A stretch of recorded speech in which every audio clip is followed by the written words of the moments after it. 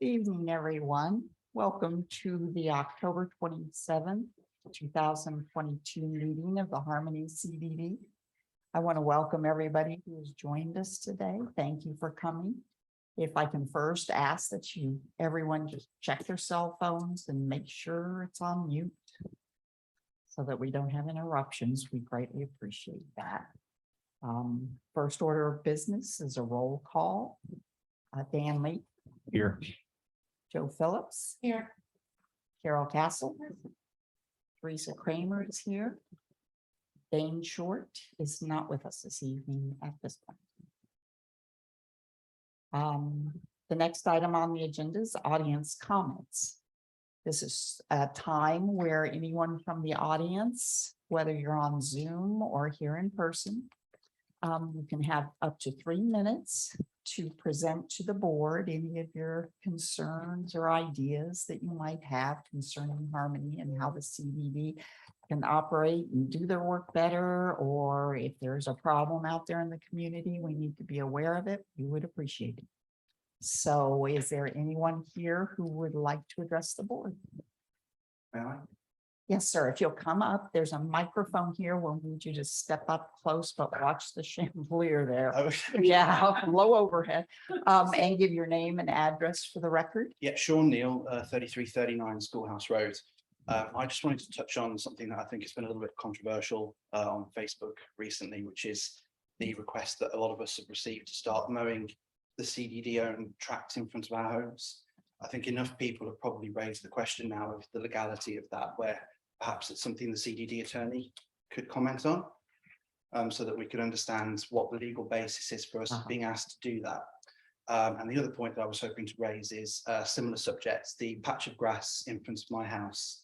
I emailed the CDD quite a few months ago, and I think Brett was very quick to organise a quote to see what the cost would be to replace it. And that was presented to you, and it was very expensive. So I understand why it was rejected, but then it seems to have been forgotten about since then. And obviously with this new subject of who's responsible for maintaining it, I'm just curious to know what the next steps are there. Because in my opinion, it's not just a case of replace it or leave it. What about seeding it? Something that's much more cost effective that would improve it, because it's really looking quite bad. I mean, I was in front of my house yesterday taking photos of Halloween decorations, trying to actively avoid picking it up in the photos because it looks so bad. So any thoughts on that would be appreciated. We will be discussing that issue. Great. So if you'll stay with us. Yes, sir. If you'll come up and name and address for the record. Thanks so much. Gregory Noble, 3303 Schoolhouse Road. Thank you all for all the service you've been given through the years, right? Recently. 3 items. First one, specifically, Carol, thank you for reaching out to me individually, right? Whenever we have communication privately, it's better, and publicly on social media. Thank you. Number 2, I've reached out 4 days this week to our representation with the CDD. I have not gotten a call back. So Angel, please check messages. Not a personal attack, but I've been reaching out every single day and would like some communication. So I've been calling the CDD office. So the one that was on the letter for the easement. I have not gotten a call back.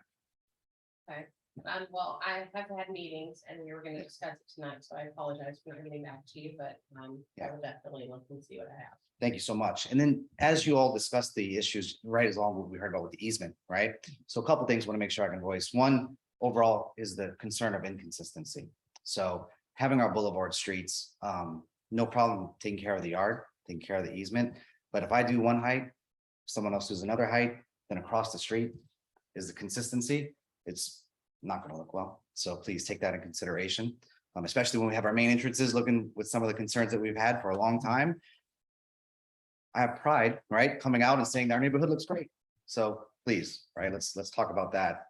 Concern about the enforcement of the maintenance. So if, again, my neighbor doesn't, if I do, what is that really going to look like for liability and making sure that happens in consistency, right?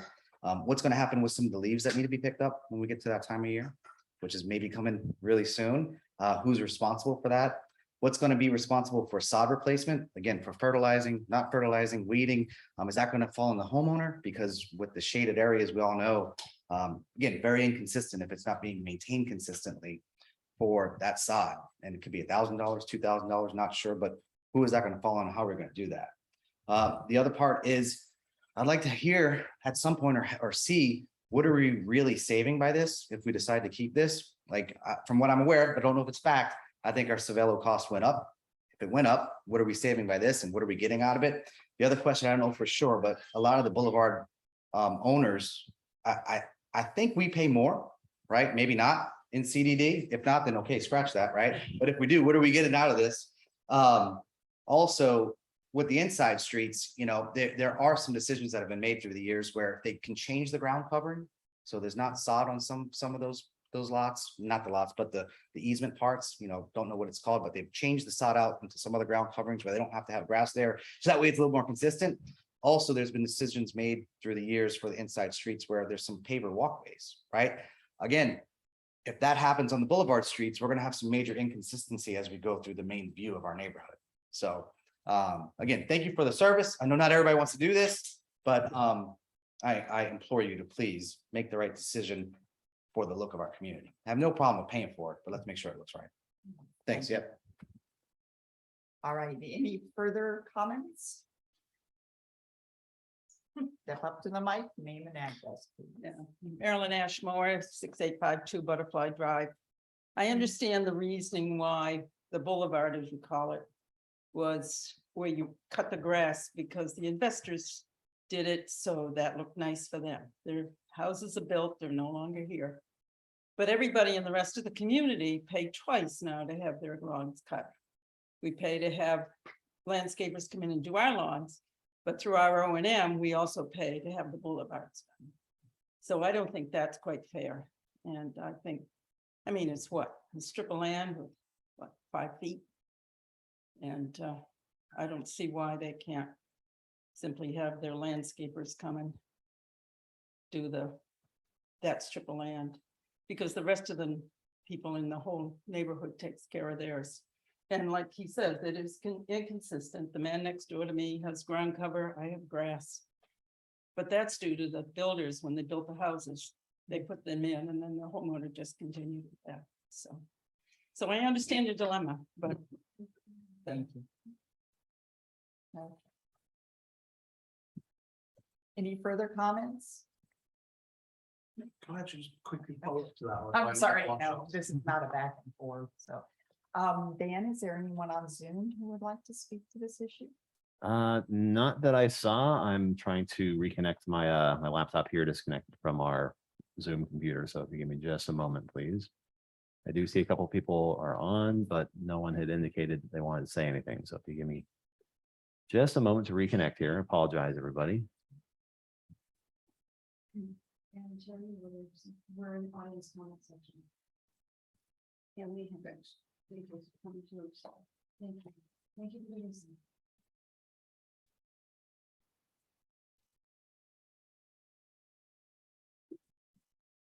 Anyone in Zoom land? Right. Well, we are still connected to the meeting, so anyone that is on Zoom could, unmute themselves and, Comment? right. But I don't see. Great. Hearing back no in. further comments, we will close the audience comment period. Thank you, everybody, for your input. We move on to the consent agenda. On the consent agenda are the meetings for the September 29th, 2022 regular meeting. This meeting, because of Hurricane Ian, was also continued and was completed on October 6th, 2022. So that group of minutes will be in the consent agenda for approval. We have the September 2022 financial statements, September 2022 general ledger detail, and number 269 invoices and check register. I would like to make one comment Yes, ma'am. regarding the minutes. Supervisor Castle sent in a change and Supervisor Kramer sent in changes. So those changes will be reflected in the final minutes that get posted. So with those, I would ask that you approve those as amended. I'll second. Okay, I have a motion and a second. Is that for just the minutes or the entire consent agenda? Consent agenda. Okay, I have a motion and a second. Any discussion? Quickly, I just wanted to go over a couple of questions that I had on the general ledger. We'll have this more in detail later because of but I wanted to make note that if you looked through the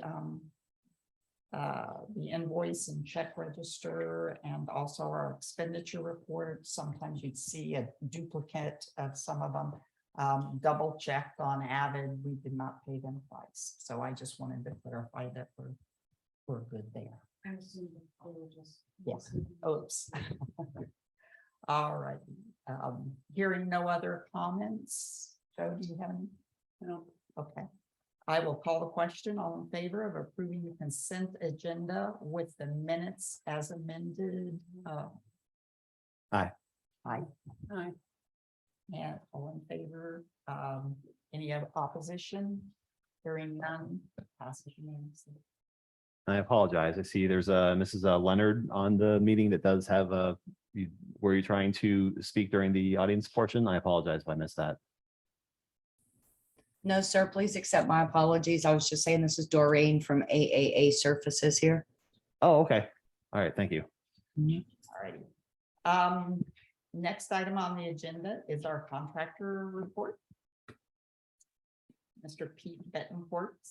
I'll stand up. Huh? I'll stand- Yeah, watch. How's everybody tonight? Good. Okay, we're off into our bye week already. That means mowing gets done every 2 weeks. The guys are working over in the green neighborhood, cleaning all the pocket parks up. I do have a question from the last meeting. You guys talked about clay brick and resodding proposal. Yeah, I never got that. Well, we need to figure out to the irrigation. That's no problem. You guys have the It's on CDD? Now, No, Okay. you guys have the CDD partial U2 on that side. yes, That's where your valves are. okay, so, They're on your property. All I have to do, locate it, put a note in, you got water. great. So you could resod clay brick if you want. Okay. I think last meeting we discussed whether that was a watering issue, because a lot of the grass, well, some of the grass is still nice and green, but we have spotty brown Yeah. spots. And we made sure it's not a pest or, No, it's Disease not, or it's anything. just drought. That was drought. That clay brick area is connected to clock 2, Mhm. which is still not on your land. And it's still locked. but you're gonna be able to get, I bypass the clock, isolate the valve, put like a little clock on it that controls just that valve. And it put Okay. time on it, and whenever it goes off, it waters clay brick. And it's not due to traffic, so. we don't That have was to the other- get in and out of the car, that's what- The only matted down areas where the tunnel is, that kids cut across that grass area. That's the only place, and I'll just honestly leave it like that, because you're not gonna control the kids. and it's not car exhaust No. from people idling there. No, I've I know had, we have that problem over on. I've had, the Hort guys, I sent them over there. I said, let me know if it was any bugs, anything that was, he said, no, it's just drought. Because the clock, for some reason, is not turning on, so all that back area of the tunnel, that's not getting water. Okay, so now that we've got the watering situation, you'll bring us back a sod proposal for that. one? I'll measure out, in some areas is just start here, walk halfway down, because what's left of the sod is maybe that much, Mhm. and everything else is weeds. Okay, So I'll remeasure, resubmit the proposal, and we'll take it from there. Okay. The irrigation will be separate Mhm. from because we have to turn it on, see what's broke, fix it, and then put the sod on. Okay. That way I'm not ripping the sod Yes, out. to fix something Yeah. that's So I'll give you the good. irrigation proposal and the sod proposal. Any, And you'll have that to me before the November agenda goes out. Yeah. any other board member have questions? Yes, so we are mowing the golf course. So we're still gonna do that. the tropical chickweed that we talked about, that all the very, very sticky little seeds, Mhm. it's already gone to seed. Okay. So we talked last time about applying some kind of herbicide or some things that are the tropical chickweed and posting signs in the dog parks for people to look for them. It's like any other weed killer they use. You spray it, once it's dry, you get going. But yeah, we'll post signs. I mean, if you want to close the dog park for maybe about an hour or two that day. I could let Vincent know, hey, the Hort guys are here, because they haven't finished terming it yet. There's a guy on vacation, so they'll be back next week. I could tell him, call Vincent, tell him we just sprayed the dog park. Put a temporary lock on it, come back in a couple of hours and just open it up again. Great. Are that, since you guys are, I'm sorry. I don't wanna- Just one more thing about that tree, you know, about that tree that splits Mhm. on their grass. Mhm. to- Yeah, I told Brad I was sending him a proposal, For, replacing it. do we need to replace Do it? we need to? Scarring on that trunk, it'll fail. Yeah, I think the representative. That's not. I think that's a whole life. Yeah, that they suggest never. What about painting painting. on white from like the bottom up? Oh, I thought that No, was we just never- aesthetics. No, there's something. There's a black tar something that they used to use, but they've said. But there, I thought there was something else that they can apply. You can sort of fail. Mhm. I mean, it's up to you. Yeah. Anyway, there's some We could substance that get they can apply that's supposed to help prevent disease from getting. We might want to reach out to Stacy Strickland with IFAS and have him come out and take a quick look at it. Yeah, so can we ask the district manager to do that? I think we can. I'll give you some. So to come out and evaluate it. Yes. And he's. Whether we should replace it now, we should wait, or what we should do, or what are our options? And then convey to Cervello what the result, if they need to put in a proposal for that one. Okay. And that can probably go through your authorization. I mean, what's left of the tree. I personally wouldn't charge you guys. I'll just cut it and then charge you for a new tree if that's the way you go. Mhm. Because what's left are 2 branches. That's it. All right, so we've got a plan. I do have a question, if everybody's done. So I've gotten a lot of phone calls over the last week about weeds. Mhm. Being that you're going into bi-weekly, is this gonna be an opportunity for you guys to clean up the weeds? Mhm. Okay. Definitely. Yes, because they have gotten quite out of control, and there are a lot of them that are gonna have to be hand pulled Mhm. because they're growing up through the Mhm. shrubs and. the plants. Yeah, this is our The time time. to catch everything up.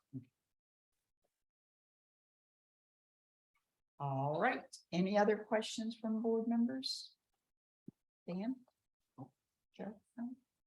All right, I think you might want to stay because I think you've got a proposal on the next. Do you wanna agenda. handle that now?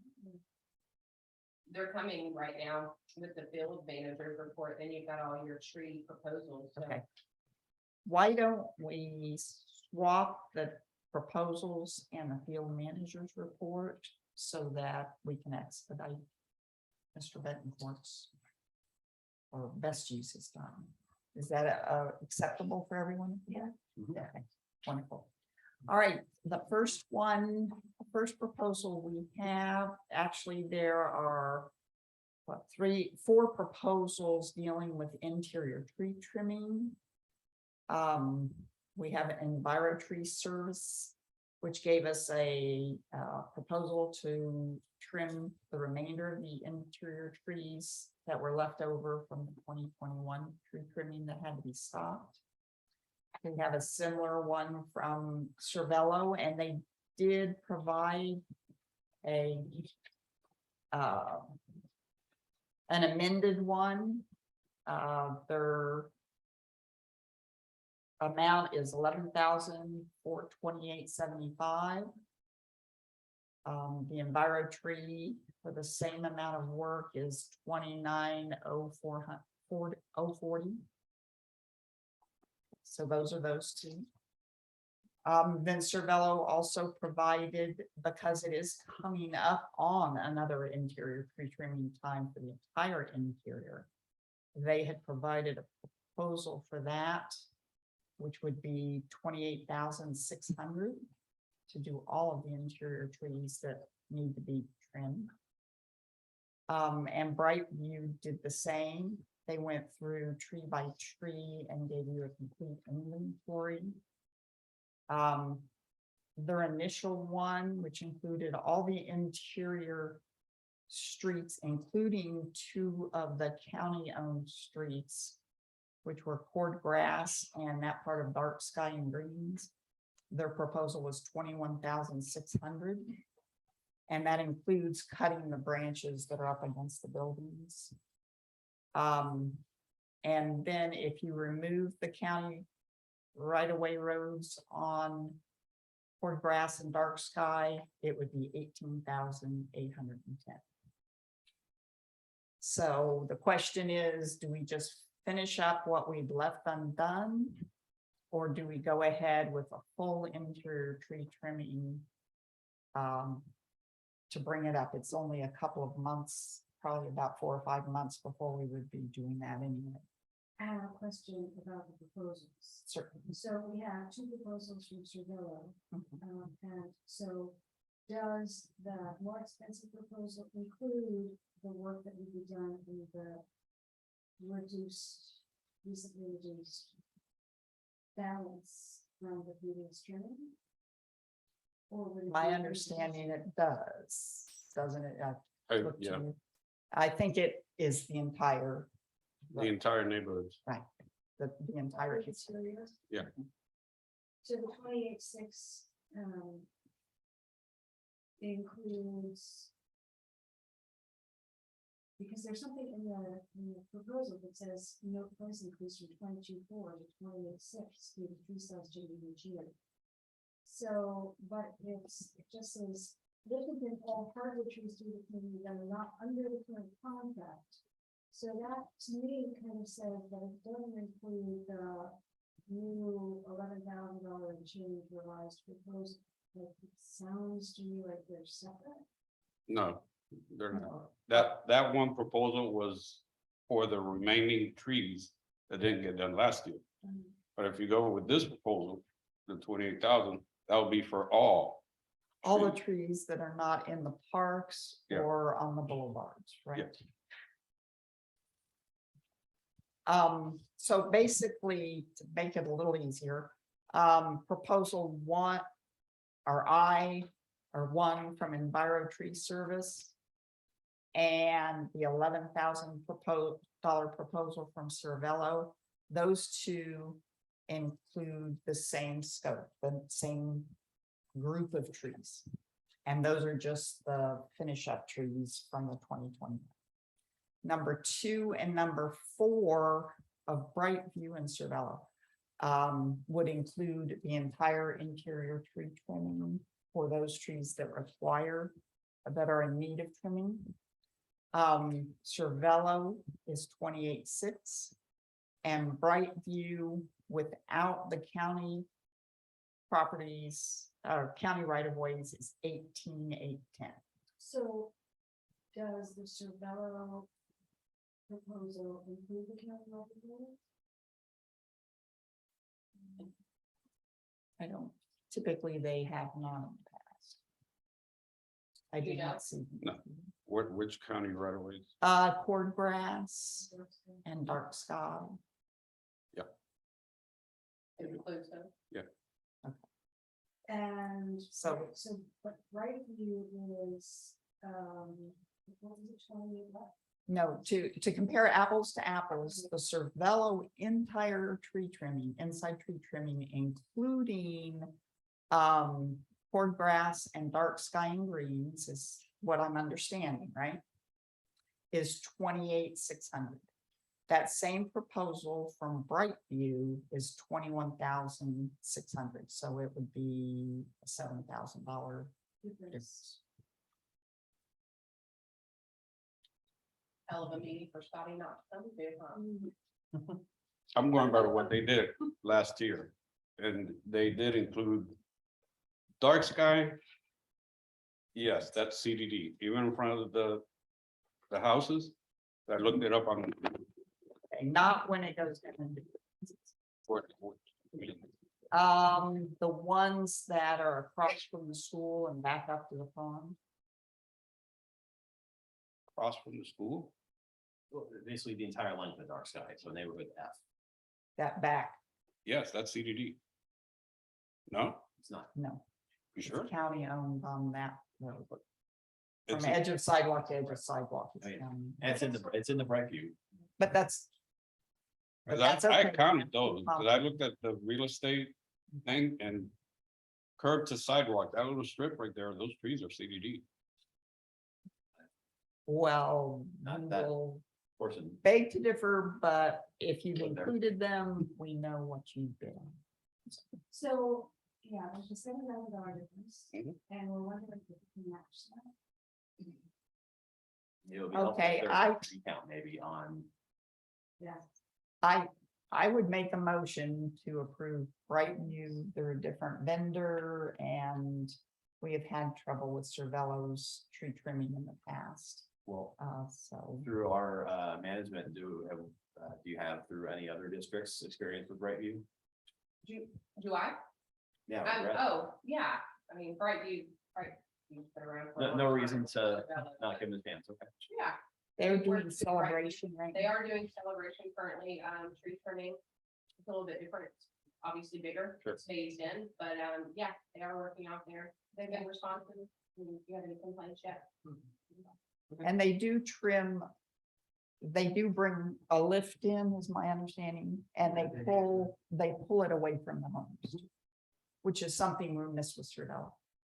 So I have a motion to approve the Brightview. And again.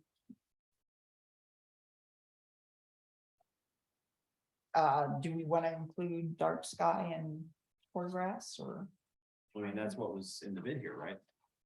pardon? I mean, sorry, I didn't hear, did you finish your motion for saying which one it was, the Oh. 18 or the 21?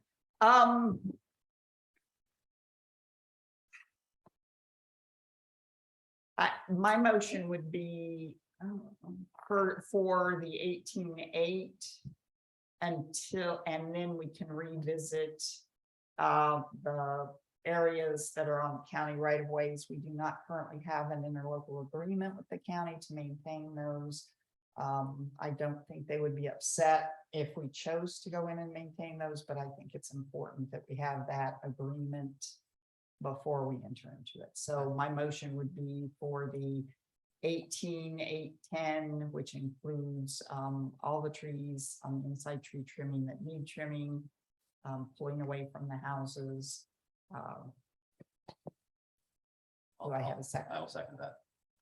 Okay, I have a motion and a second. Any other questions, comments, or concerns? What if we were to approve the one that included quarter grass and dark sky pending any political agreements? And perhaps we can get that political agreement done with alacrity so that it was in place by the time that was elected. Yes, Wes, you're on the line. Would we, I don't know that we would need an interlocal, but at bare minimum, we could get a maintenance agreement with the county for those trees. Is that correct? Yeah, I mean, so if the CDD wants to maintain property on county right of way, generally speaking, that's a fairly common occurrence throughout the state. And I would say from county to county, they will have some form of document that they typically enter into with the CDD that essentially allows the CDD to perform a greater level of maintenance to that property than the county would otherwise do on its own.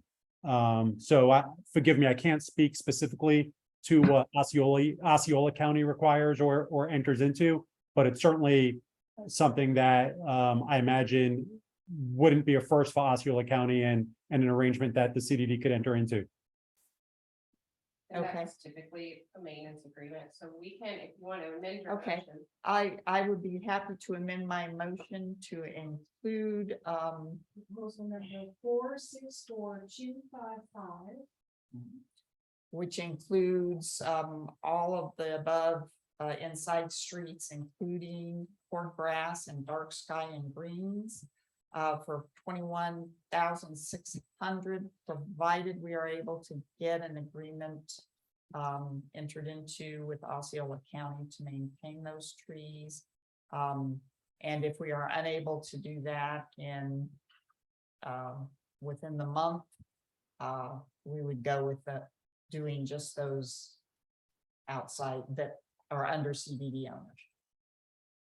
Which would be proposal 468120 for $18,810. Okay, would my second accept that amendment? Yes. Okay. Dan Lee has accepted the amendment to the motion. Any other questions? Okay. All in favor of the motion? Aye. Aye. Abstain. I hear, any opposition? Hearing none, Just kidding. passes unanimously. Just like I did, I can understand. You didn't, Compromises. you didn't really abstain, right? You- Well, I mean, I truly, I have been looking at getting a tree service for the trees in my house, and as a result of this, that would be one less tree on my property. Well, A it- very small financial benefit as a result of. well, all of us have inside trees, I think, so you're good to vote. Yeah, forgive me because I didn't get the full background on the decision to abstain. Florida law does require a vote unless there is a conflict that would prevent the vote. So I didn't hear the background on the decision to abstain, but I wanted to make sure that existed if there is in fact an abstention from the vote. I don't think there's a conflict. Okay. Yeah, I think we're good, because we all have we all have to conflict out. Okay. But he's on that part of dark sky, it's the county. Right, that's currently not receiving the benefit. Right, but the county would do it. Mm, Well, but. Yeah. So you're, but you. Okay, you want to vote, Dan? Aye. Aye, okay, we're good, no paperwork required. I do want, one last thing on this, though. If we are going to do it for, cord grass and dark sky and greens, which are county owned, we also have two other county owned that are not gated, and that's Feathergrass and Middlebrook. So if we can also reach out, and we do have the ability to do a limited change order, but if you want to allow us to go and speak with Brightview about what it would cost to add those two streets. Yeah. So. Yeah, and so the interlocal agreement with the county or the maintenance agreement, or whatever it's called, it should include those streets as well. Okay. All right, we will work on that right away. Any other questions on that? We will move on to, we just spoke about the Playbrick area. And that's all we have for proposals. And that'll be two proposals per November, right? With irrigation separate and then solid. So at this time, that's all we have for the landscape proposals. Thank you, Mr. Thank you, sir. Have a good night. See you next month. Take care. Good night.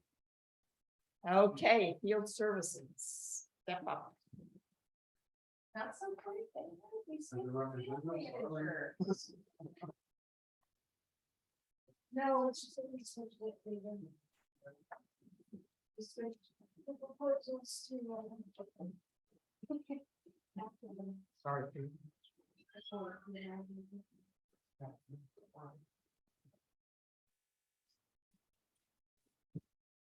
Worry about that. Yeah. Pretty good. Get your report? So just state your names for the the record. Vincent Morel, field manager. Brett Perez, area field director.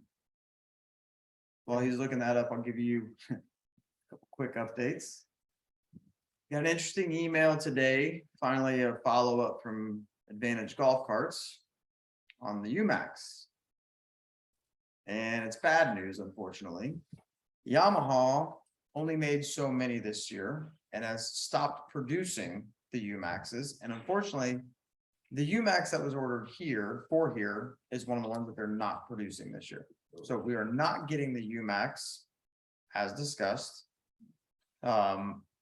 Advantage has sent over additional quotes. Again, these weren't in the agenda package, so I'm just talking, I'll include them in the next month.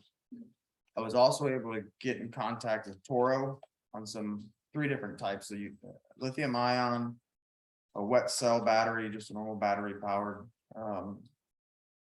utility cart, and a gas powered cart. Wesco Turf is the only Toro authorized dealer in the state of Florida. They have a Jacksonville, Lake Mary, and Sarasota location. Reached out to them regarding even governmental purchases through the GSA. And we don't unfortunately qualify from what they're telling us. We can dig into that more. They have Florida contract too, a state contract. Toro has the state, I mean, they are the only authorized distributor in the state of Florida. They do all their work, Wesco does all their stuff with Disney. But from what the sales rep did tell me, he's getting me quotes. All three, whether it's gas, lithium ion, or the wet cell battery, is a year out, 1 year out.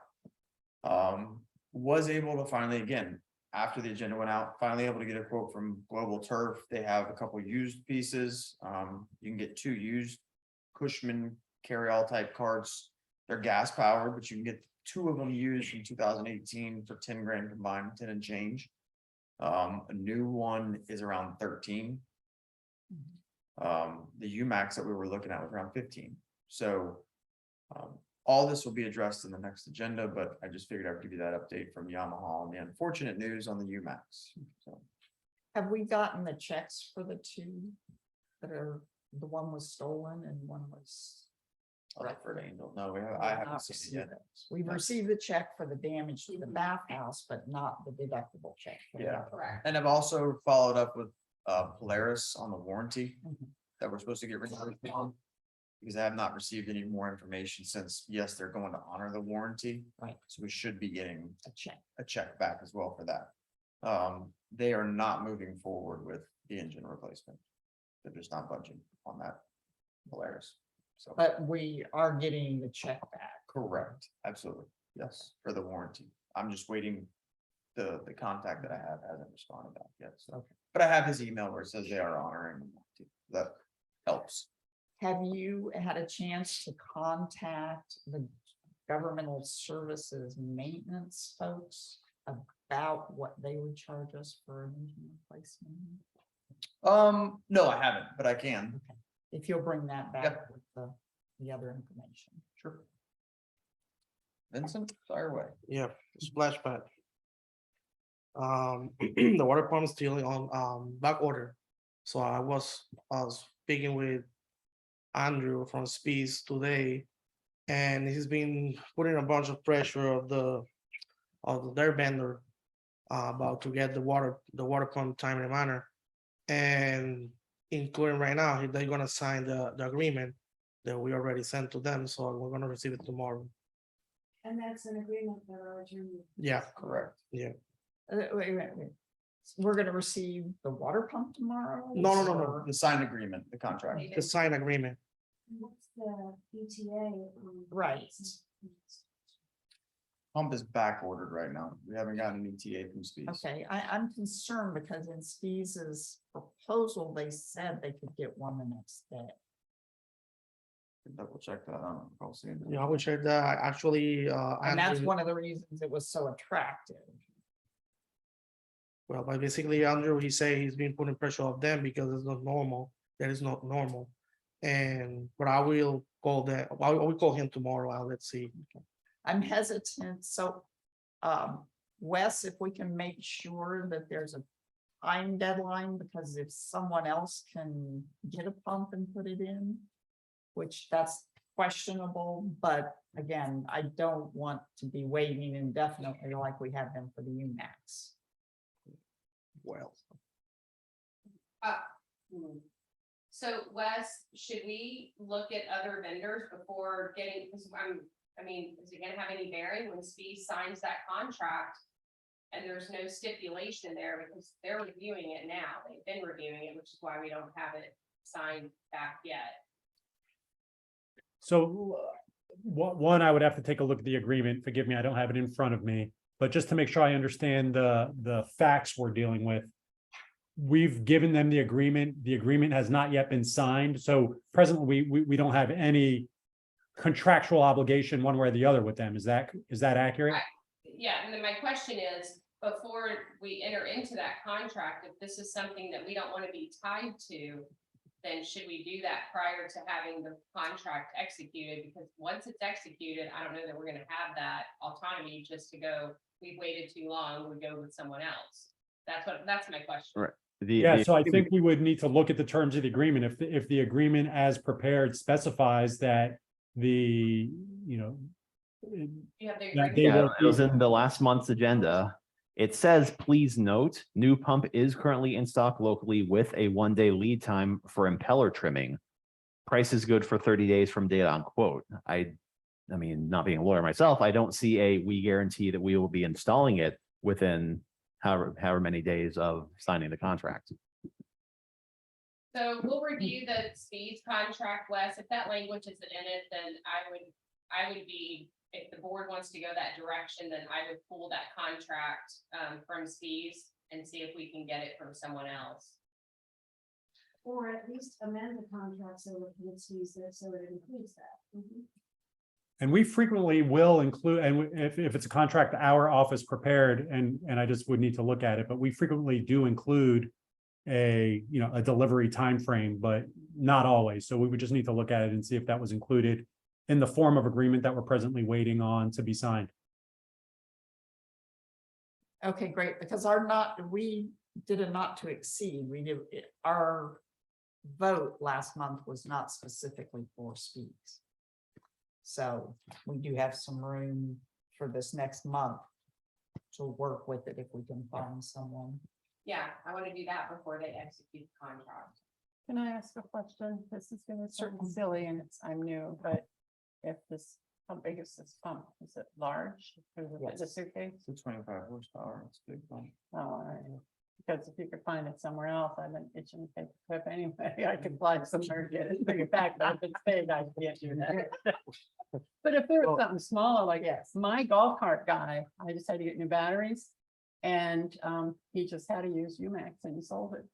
And I said, he sold it the day before I talked to him about that. And I asked him to stay on the lookout, but I don't know if we're permitted to buy from small vendors like he would be. He's a legitimate company, Yes. but, oh, okay. So Well, keep your eyes out. I think we should all put out the word then. that- Well, there are these, I wanted to look to be done and come back to this two used UMaxes for $2,000 and see if that was a viable option. They're not UMaxes. Well, They're Cushman, they're gas powered. They're different. They're more like golf cart, horse maintenance cars. So they're not gonna be electric powered. But we had talked at the last meeting that we may have to look at gas due to the fact that everything is taking so long to manufacture and get out. Going back to the splash pad pump, I will add in. Celebration had a fill pump for a canal, took 3 months to get in. Okay, so the supply chain on stuff like this is delayed. Mhm. So if they had one in stock, we'll follow up, see if it's still there. I'm just cautioning if we stop the process and we No, start again with that's not- somebody Oh, else, yeah. there may be even more of a delay in getting this I pump in understand. for the splash pad, so. Some of And these, I some of just, these are manufactured overseas and they gotta get shipped over. and I want to add to the other vendors that I was working with to get the estimates. They say the same thing. Basically, one of them say this is gonna be hard to get the specification of the water pump to this kind of flash. That was surprised when Speed say, well, we can get it so quick, so. Mhm. Well, it did say they had to do something to the impellers. and feather trimming, I think you Right. said, so I don't think they have the exact right one anyway. It's because this kind of water pump, they have no replacement parts. Yeah. So it's like a dinosaur. Are we required Okay, to offer a splash pad in our community? Is that something that? no, we're not required to, but it's an amenity that our residents really enjoy. Right, and- but I mean, in view of, because the hurricane, there's so many places needing things. If we keep it closed for another 3 months, it's not against any kind of a. Yes. Well, I can go over there with the hose. Randomly. So we will continue trying to get it and All right. do our best. Yeah, it's just gonna be hard now because everybody is scrambling for things. Yeah, swing club heater. Basically, I want to say delayed, but when the heater was off in the summertime, when we put it back on track, I put the heater in a test mode basically to see how was improving the temperature going from low to high in the first week. Basically no change. The second week I put my guys, including the Avalon pool, to doing a deep backwash to the filters, because previously months ago, when I started to work in Harmony, when we bring the same vendor, he say, well, probably is into a backwash after the review, the And the backwash fixed it then? no, because we did it deep, I The did first time. the She did. first, exactly, in 1 week. I did it in 1 week, just in case to see. And the third week, that's where I proceed to call the vendor. Basically, the vendor was working today. So when we finished the meeting, so I will stop first to see. At 4, I went to there, so I saw the heater going from 75 to 81, because that was presenting LP5. That mean low refrigerant. So Okay. basically, Is it working or not? They should have it fixed today. exactly. Thank you. And please follow up with us on Yeah, good or bad. Yeah, keeping us informed on that, this is another one of the residents who restless. Yes. the next thing is AAA, the basketball court. Their personal rig from AAA came, and yesterday they fixed the waves effects The or ripples, yeah. the ripple spot, and now it's reopened for the residents can use the court. So the ripples, just so you all are aware, wasn't anything they did, the ripples were existing. He felt that when they pressure washed and cleaned the court, that when they put the new acrylic on, it would solve that issue. It didn't. And he said, I couldn't keep pouring more acrylic or applying more acrylic because it would have made the court uneven in that spot. So he came back and ground out those ripples in the concrete and then put new acrylic back over the top, which is gonna lead into our next discussion on AAA and the court and the resurface that took place. So I think the board had some questions and wanted to discuss it amongst themselves on what we should do going forward. And And AAA Doreen is on the phone. on Zoom. So there is comment, or is that a picture of the comments? Yeah, I need to put on the Zoom meeting here. Hold on a second. I'm here. Okay, well, Yep. we're just getting something On the Zoom screen. Screen, so we've known for a long time that the original laying of the concrete and the basketball court was faulty, and that there have been plumbing issues since pretty much it was installed.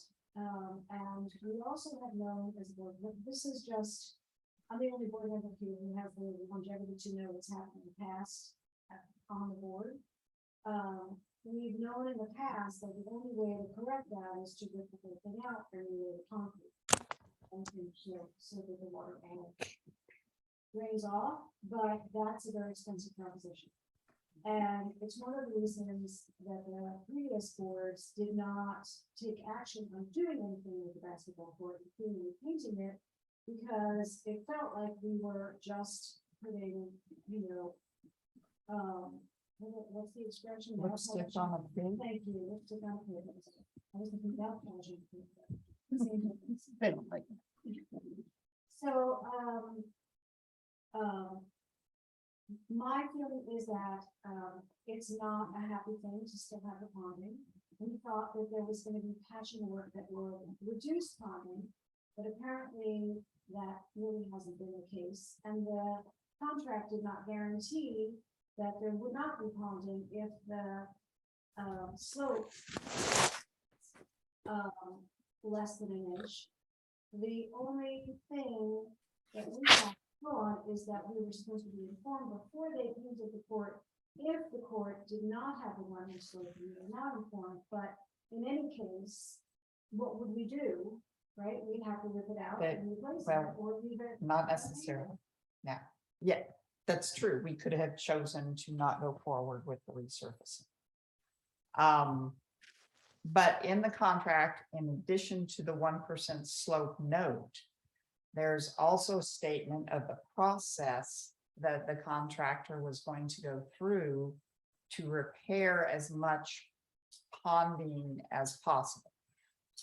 And that was, correct me if I'm wrong now, that was to flood the court, to allow the court to sit in the open sun for 1 hour, then to come back and measure the ponding areas. And in the ponded areas that had more than 1/8 of an inch of depth to them, then concrete leveler would be added to bring those up prior to the acrylic being put down. And my understanding is that they did do some of that. They did put some leveler down, but it appears that not enough leveler was put down. Because as you can see from the photograph, we have significant ponding right at the center of the court. And at the one end of the court, closest to schoolhouse, there is quite a deep ponding area there. So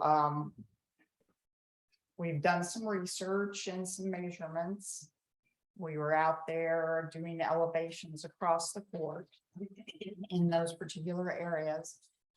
And we do have a graph that shows you some of the problems that we see. Those two bottom graphs.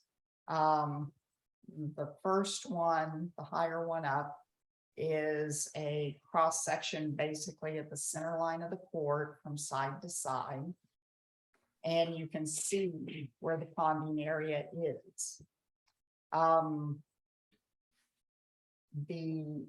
With the addition of more leveler, we should have been able to get much less ponding. Now, in the agreement, the acceptance was that they would only be required to fill the areas that were deeper than 1/8 of an inch. So it's a given that at points in the basketball court, we will have probably at least 1/8 inch of ponding.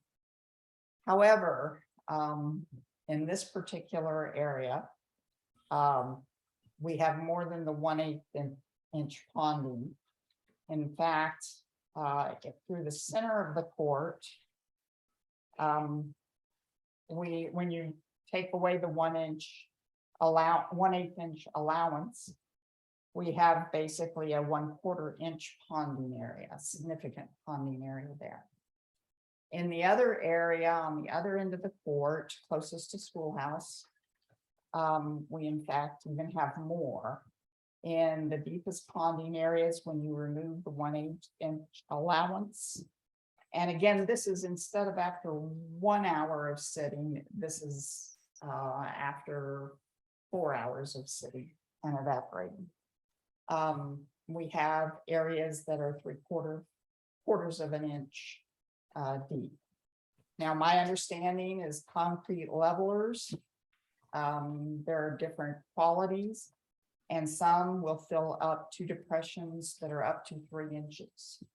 So I'm not sure which of the style of levelers I used or how much, if it was just what I would have liked to have seen is once they stripped and ground the court and measured and determined we didn't have the 1% slope, if they would have come back to us and said, well, we can level up some of these and given us an option of, you know, we can only get it to this level, but if we can do a change order and add more leveler, we can get it up to this level.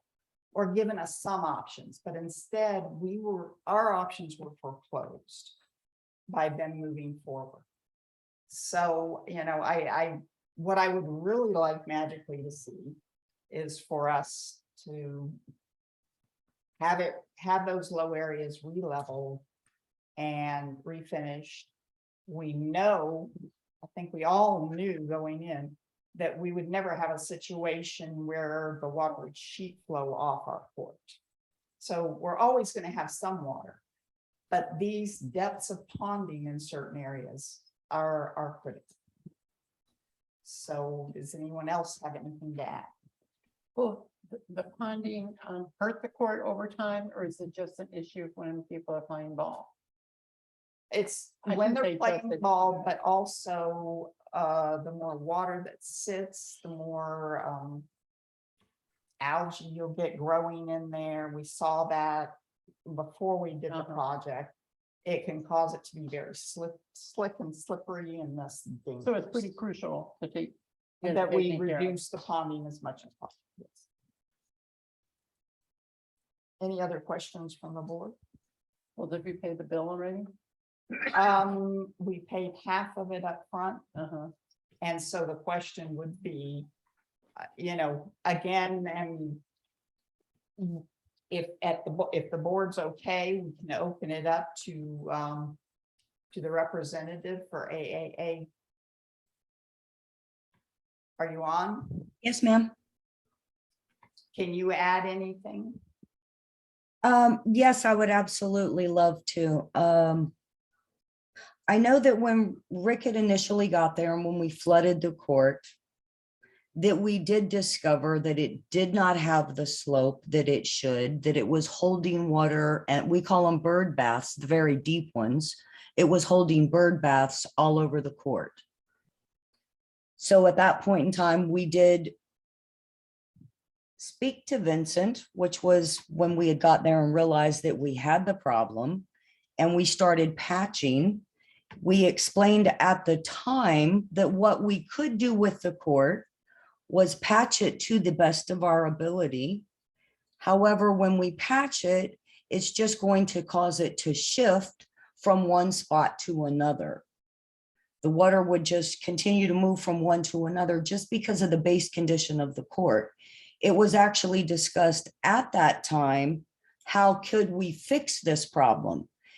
We told them that the only way to fix the problem would be to absolutely demo the court and start with a new one. So, Can I just ask a question? yeah, absolutely. Before you put the acrylic down, you're saying your technician spoke to Vincent before he put the acrylic down? Yes, ma'am, I am. Okay, so Vincent's saying that's not accurate. Your That it even, text talked to Vincent after the acrylic was put down. After patching. the acrylic is acrylic resurfacer. There's only patches down. He took pictures when Vincent was out there when he had the patches on the ground. Show them. Here's the date, Thursday, October 13th at 4:47. Patches are down on the court. The discussion didn't happen until Friday. Discussion happened Friday. And And that Friday, was after the after the acrylic was done. acrylic was already done, the paint was already done. All the patches look. Okay. Is there any reason, I mean, do you have a limit of the amount of leveler that you use when you go into a job like this? Well, leveler, there's a specific mix that you make patching with. And with a concrete court, putting the patches on a concrete court, you have to realize that 95% of courts are actually asphalt based, not concrete based. So there were a couple different things that needed to be done with this on the concrete. You would never go in and put like a 2-inch or a 3-inch layer of concrete on top of a court, Right. as But you use, patching is concerned. you use actual leveler there. I mean, it's not concrete as such. There are actually leveler materials for concrete slabs. Well, actually, it's a combination of concrete that is mixed with, you use Portland and it is mixed with, sorry, the name is eluding me of what we buy to make patches with at the moment. Patch binder, excuse me. It's called patch binder. That's actually the name of it. That gets mixed with Portland and sand. That's what you create the patch with. It gets poured into a hole, into where the areas it needs to go into, and you put it down with a squeegee, just like you do the paint. Okay, so you don't use self-leveling leveler? No, ma'am, not at all. Never even heard of self-leveling, and I've worked with 3 different companies.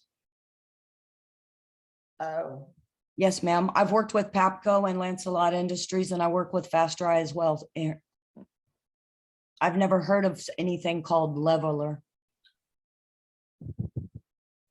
okay.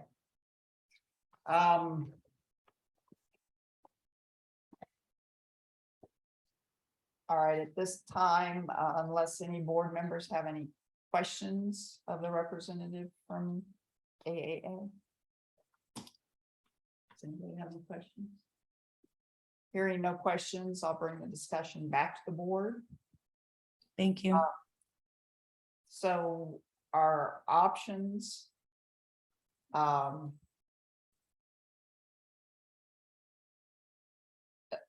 Again.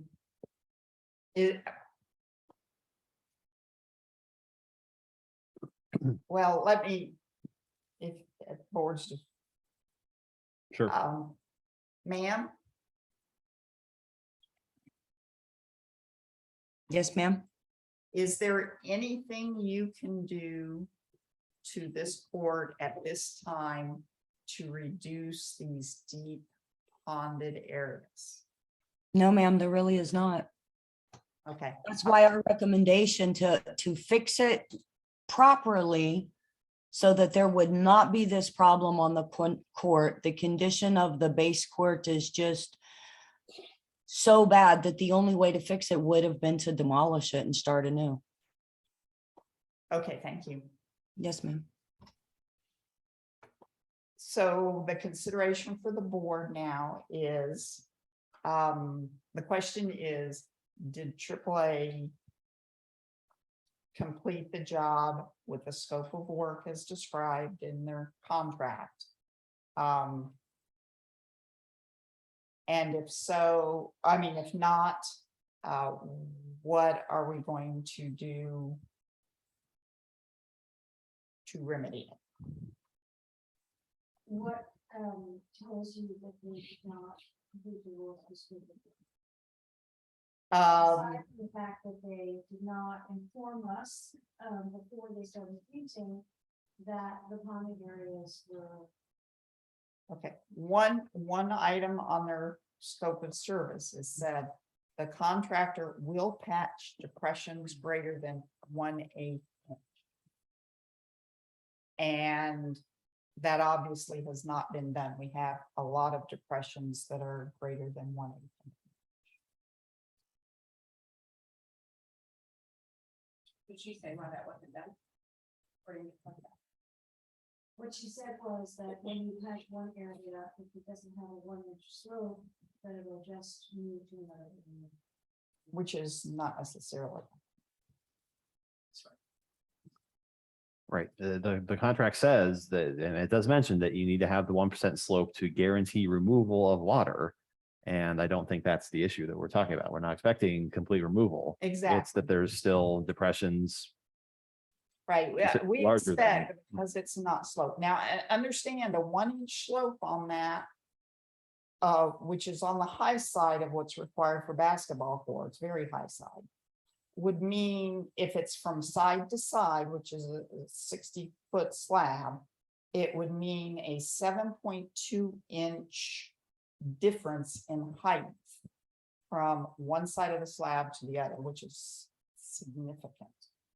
And then the other is if the crown is in the center and you have it sloped out from the center, it would be a 3.6-inch slope from the center to each side.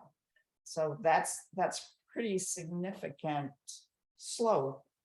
And I, you know, again, I'm not sure.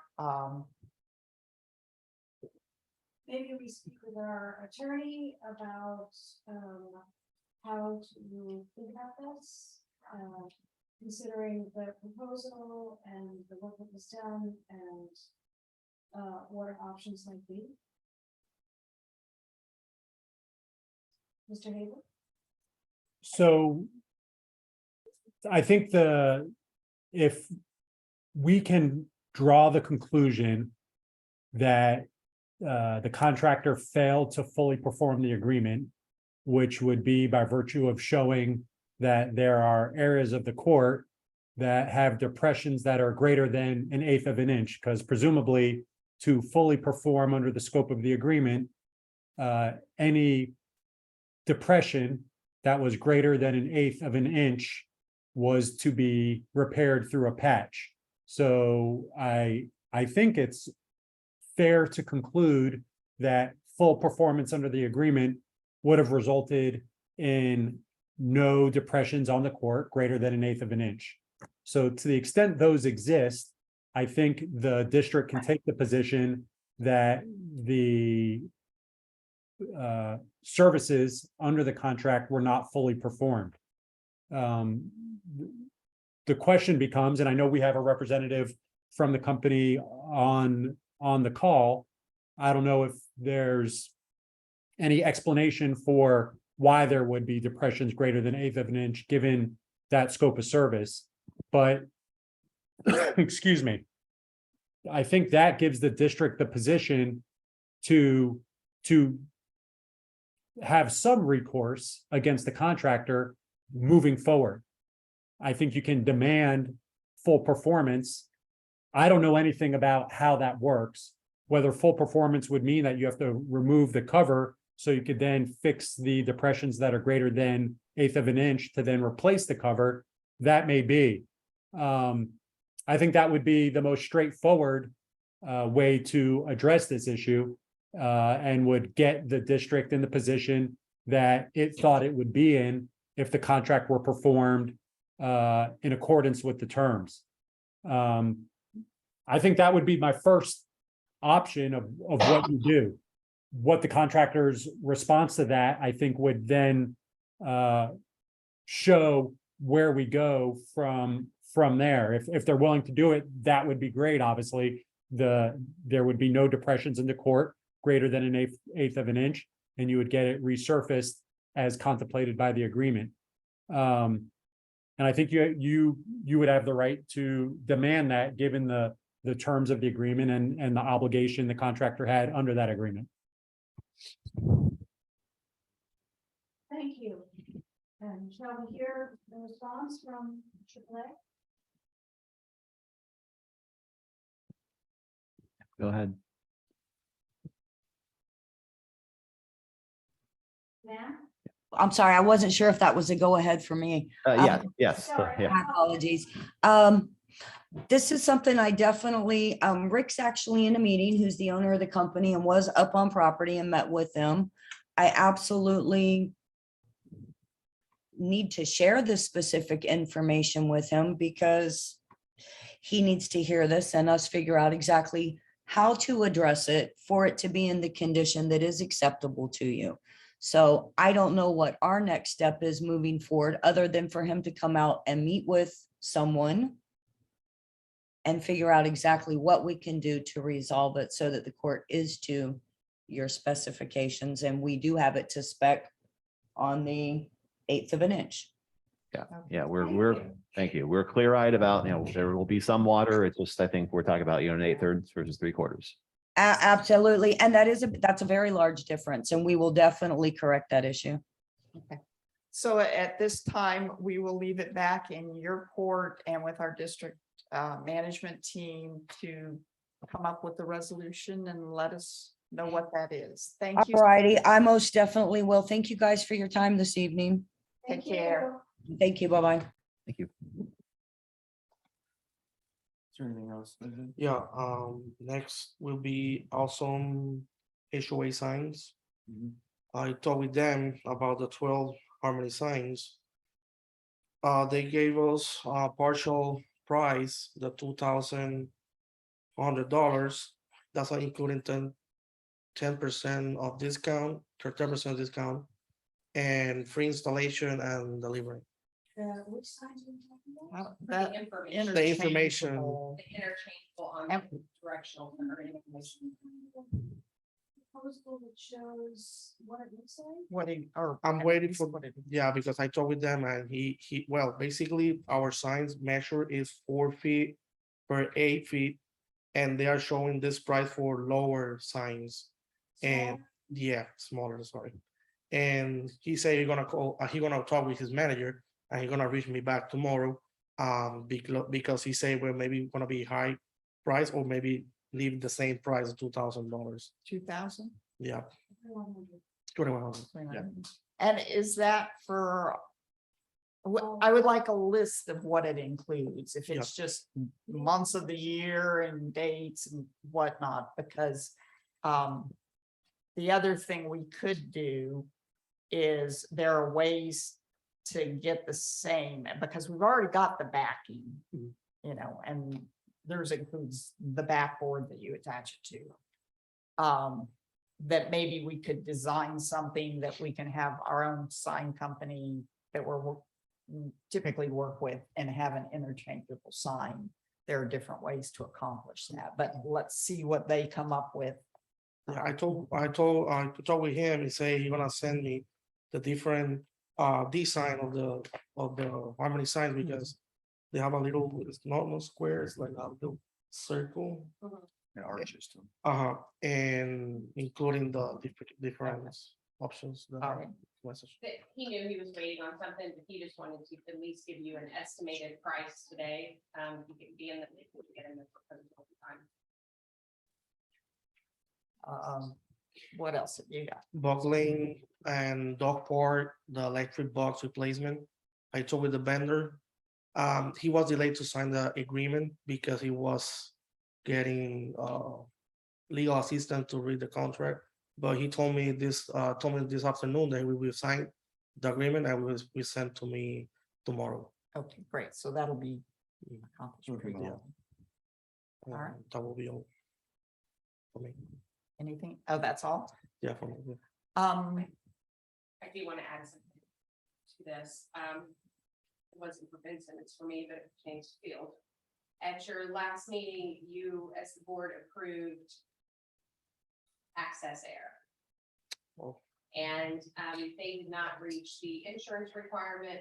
It was sent back to us to ask if we, the board, or the district rather, would waive the insurance requirement, which sometimes do, and it's at the discretion of the board. However, this board has never waived the insurance requirement. So I spoke to the chairman, and being that this board has never waived, there was no reason to bring it back. So we moved to the next one, which was Heavenly Air. They were able to reach the insurance requirement, and I have now sent their proposal to Wes to draft the agreement. I just wanted to update everybody on that. They do have the proper insurance. They did submit the certificate of insurance in their W-9, so they meet the requirements. And they are working at quite a bit of height on our property, so insurance is. So just wanted to let you know that, so that is in the works. Once Wes sends me that, then I can get it over to them, get them signed, and we'll be able to start.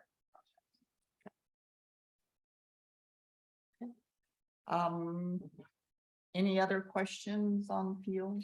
Anybody have any? Go ahead. Dog park gates need The what, sorry? Dog park gates. Oh, It's a CBD. And Are people rough Strike on that them, or off is the it record. just Well, the nature people of the just, beast? they open them and then stand behind them and that gets things off filter and so. they That have to what it check is? every week. Okay. yeah, basically, I was sending the guys to adjust all the gates every week. So- And Maybe as they do the dog potty things, they can keep a wrench with them and check at the same time. So Maybe we could change them to key card entry. No. Discuss that. We're not talking about that. we, Expensive. unfortunately. Dan, did you have something? Yeah, so a question about the site audit, is that, I guess so. My question is, seeing it in the agenda, we just see kind of the follow-ups. So you'd have to kind of go back to the previous agenda to, track down like, the more detail of what the different items were.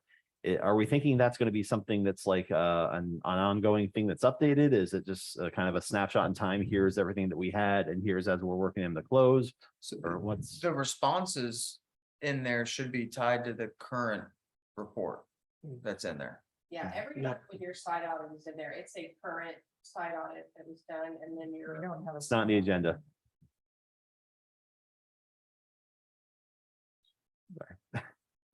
So, That- anyway. That's my there- comment. There Yeah, was that no we- site audit let's make, in yeah. there. There was just the update to the site So audit. I'll know to ask if that's the case going forward if I see that, but yeah.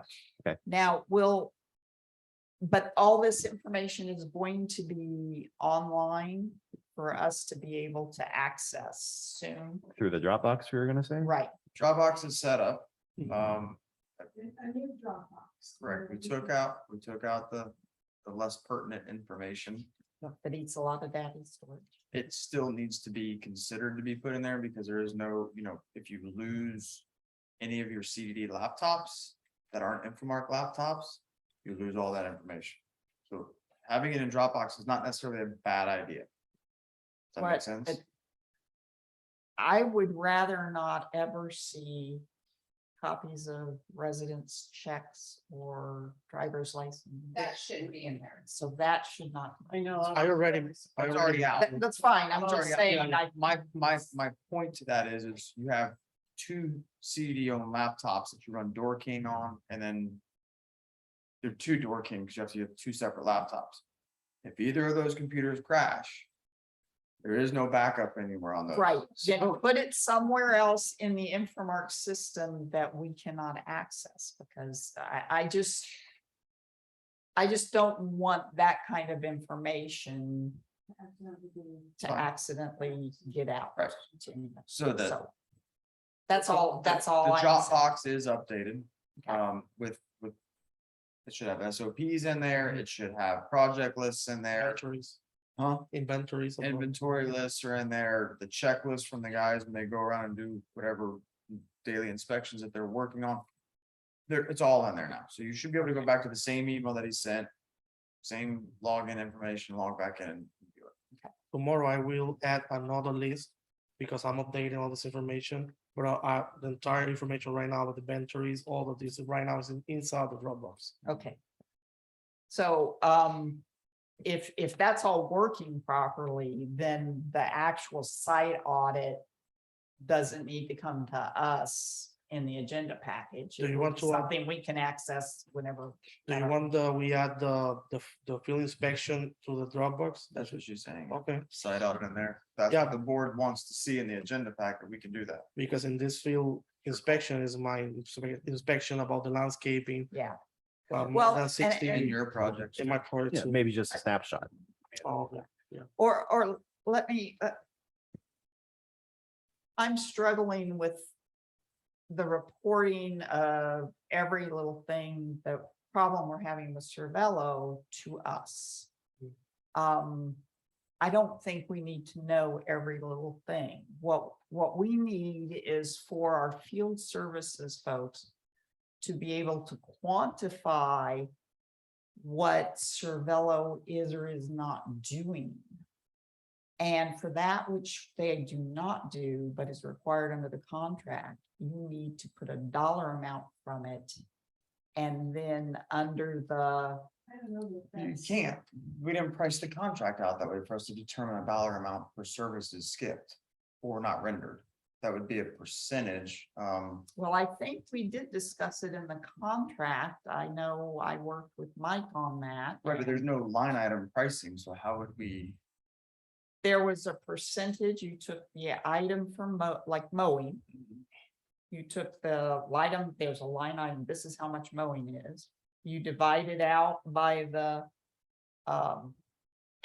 number of mows. And if they miss 10% of the mowing for 2 weeks, then you can, there's a math equation you can do to figure out how much that would be. And we need to deduct it. And if we are unable to do that, what we need to do is just say, hey, they're just not performing, so we need to go out to bid for new landscape. Hold on 1 second. I'd like to speak to that. So for months and months, field staff, myself, have been coming to these meetings and telling you Cervello is failing. Months. It's been reported in a physical report that's been in the agenda month after month after month. You as a board decided to go out for RFP. We put that RFP together and you chose Cervello again. Cervello is continually failing. I don't know what more we and your field staff gets beat up about holding Cervello's feet to the fire. That's not fair.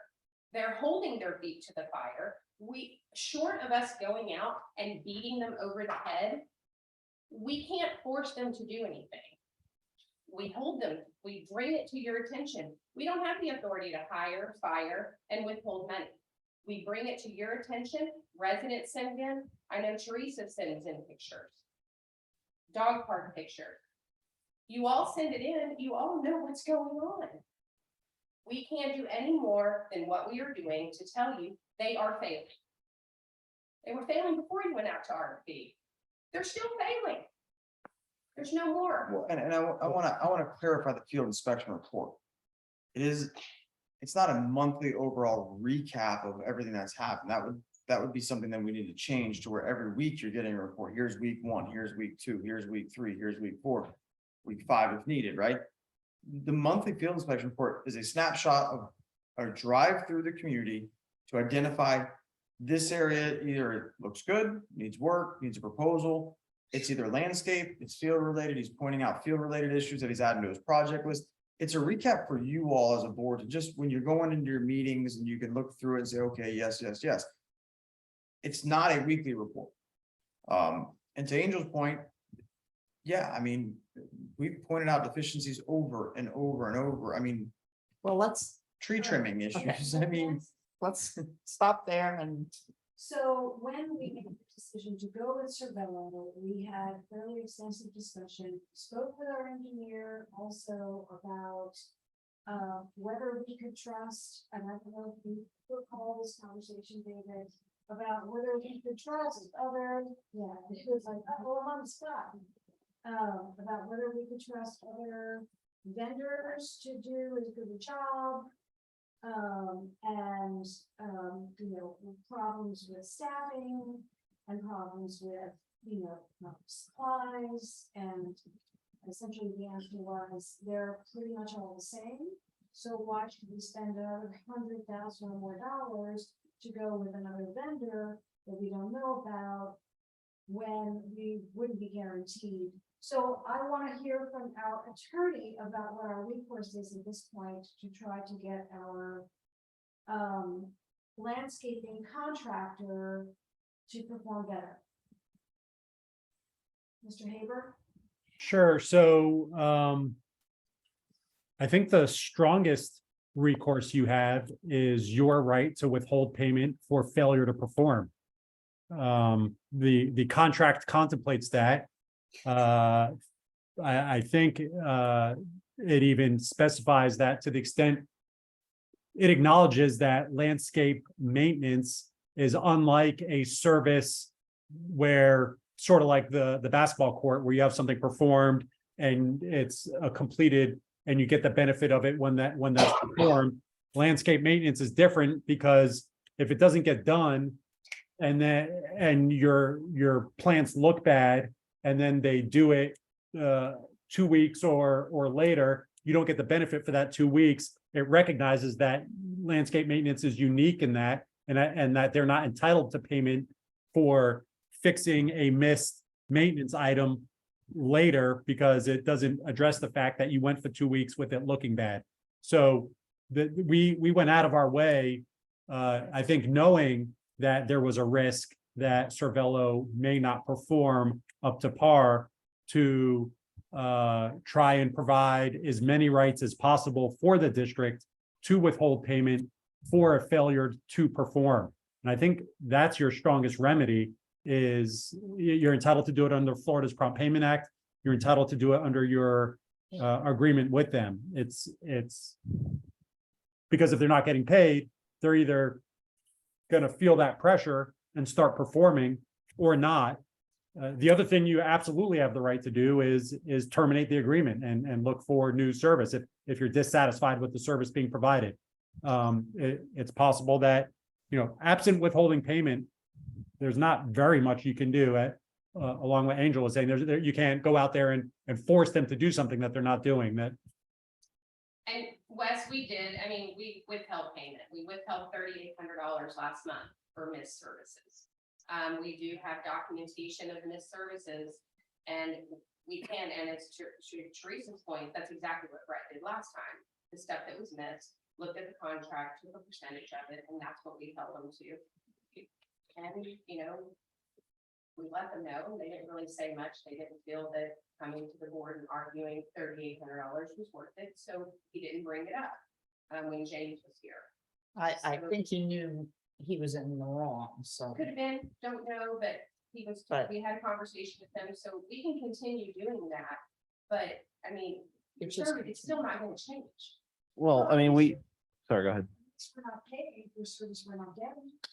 Yeah, I mean, we've been under the new contract for, 4 weeks now. In the process of negotiating that, they, understanding inflation, and everything, they asked, the cost went up and we, try to counteract that with, secondary consequences of, maybe reducing the scope a little bit, but in that discussion, we brought this up. We've all been here, we've all been to these meetings, we've all lived here. We know that there have been issues with them in the past. And I'm not remembering the exact, conversation, but there was, okay, it's a new contract where, we're, paying you guys more for what had been the same services. I don't, I guess my thoughts are just, if we can keep using that as a screw that we can turn, it's keeping the pressure on them in this tangible way, we should be doing that. And absolutely being on every single month. And the fact is when Pete's standing here giving you his lovely update, nobody tells him anything. Nobody says a word to him of, why does this look like this? Why does this look like this? You see it in your reports. Well, we didn't this month. Well, Yeah, I'm sorry. I'm sorry. Yeah. But it's been there every month previous, for months and months, they weren't even responsive to the reports. So I'm just not sure what we can do, but we will continue to keep track of what they don't do and Right. withhold money. I guess the question I have for the board is. And it may come off as being blunt, but I'm being honest because I'm coming from the Please. landscape side of things. Please. Are you more concerned with saving money or are you more concerned with making your community look as best as possible? Right. Well, how do we do that when we have a contract? Do we fire them and hire somebody else and then we have to charge? I mean, there's nothing that prohibits you from going out to an RFP. If you don't like the It's our pricing, biggest, throw it out. it's our biggest, budget item. It's that we do have to spend that money. We want the results. Well, that's my point. So I mean, dinging them every month and getting the same month or same result over and over and over isn't going to improve the appearance of the community. You just started last month. That's what I'm saying. Keep turning the screws. Well, We we've have, seen no improvement. That was, and it's not, it wasn't last month, it was the month before. For August. And then you can ding them again this past month. But you would have expected. In fact, we saw significant improvement when the RFP was out. I noticed it. Sure, any landscape. manager that's Exactly, screwed up because but they don't get I'm budget. saying. well, let's hold them to it. We have to, They can do it. Yeah. They know how to do it. And you would have thought if that was the case, then they would have continued on at least for the first month of the contract. And we have the legal standing to do so, so let's, And I Keep doing would suggest that we go out to RFP again. Our problem last time was that almost every CDD in the area was out to RFP at the same time. So there were a lot of landscape companies that didn't want to overextend if they got the contracts that they bid on, so they weren't willing to bid on ours. Things have changed now. They know pretty much what their business is going to be for the next couple of years. Am I right? It changes every month. Well, There's but I contracts mean, every month. I mean, I yeah, understand, you know, but the big crunch was it can be, yeah. around Yeah. October 1, or to start. Start dates of October. Start. yeah. Also, the slowest time and the most money you're gonna make as a landscape firm, correct me if I'm wrong, is starting now through March. So now would be the time, because a new vendor would want to get on during the slow period. They're going to be less likely to want to get on if you wait and do it in March, because you're really angry and Harmony looks bad, really bad. So that would be my proposal, is that do we have to give them notice of termination now, or just go out for an RFP And and? go for RFP and then we run it. They'll see Okay. the ad. It's gotta be public because it's over the Right. threshold. So we'll publicize it again. We can, the first step is we gotta bring the scope back. Okay. I know we just approved it. But there's a discussion tonight at some point on another piece that was added to that, right? The interior or the roadway mowings, is that gonna be back on there? Is it back off? That's, Or My is it an point is- option? my point is Like we you did gotta last approve the scope again. Once you approve the scope again, I'll get the RFP package set, ready to go. We'll publicize it, run the whole thing again. And hopefully more vendors show up. I mean, it was a public bid. 6 people picked up the packages, only 4 provided proposals, or And 4 one- visited the meeting, and one one actually didn't even turn it in. So 3 out of the 6 ended up turning in proposals. And one was disqualified. Right, because they didn't Which provide left- a bid So I bond. have a question. Bring. How is their landscapers performing better than Sorrells performing? It depends on the account manager. Yeah. I hate to tell you, I mean. Yes, we have CDs that are looking very, very good right now. Then you have CDs that Cervello CDD is looking this good. I mean, I mean, no, I mean, in all honesty, there are other CDs that your current vendor has that are considering RFP, right? one is actually going to RFP now and the other's considering it. Well, I mean, we can start that process if we, It doesn't cost you anything. right, I'm not and I charging mean, that. we see improvement or we don't. I mean, if this Yeah. is their chance. And I think a recommendation would be you request James and Scotty to come back. And you actually question them. Yeah. Ask them questions, ask pointed questions like, hey, last time I was out to RFP, you made the place look phenomenal, you retained the work and it goes back downhill. Why? What is causing that? Yes, it's their off season, it's typically bi-weekly mowing. That doesn't mean anything. I mean, bi-weekly mowing just means mowing. They still have duties to trim and to pull weeds. That's not a visit. Nowhere in the But, specs yeah. to say that's 1 week. But what worried me about what Pete said was that now is the time we're gonna hedge and pull weeds, but our weeds are growing all year round. Our hedges are growing all year round.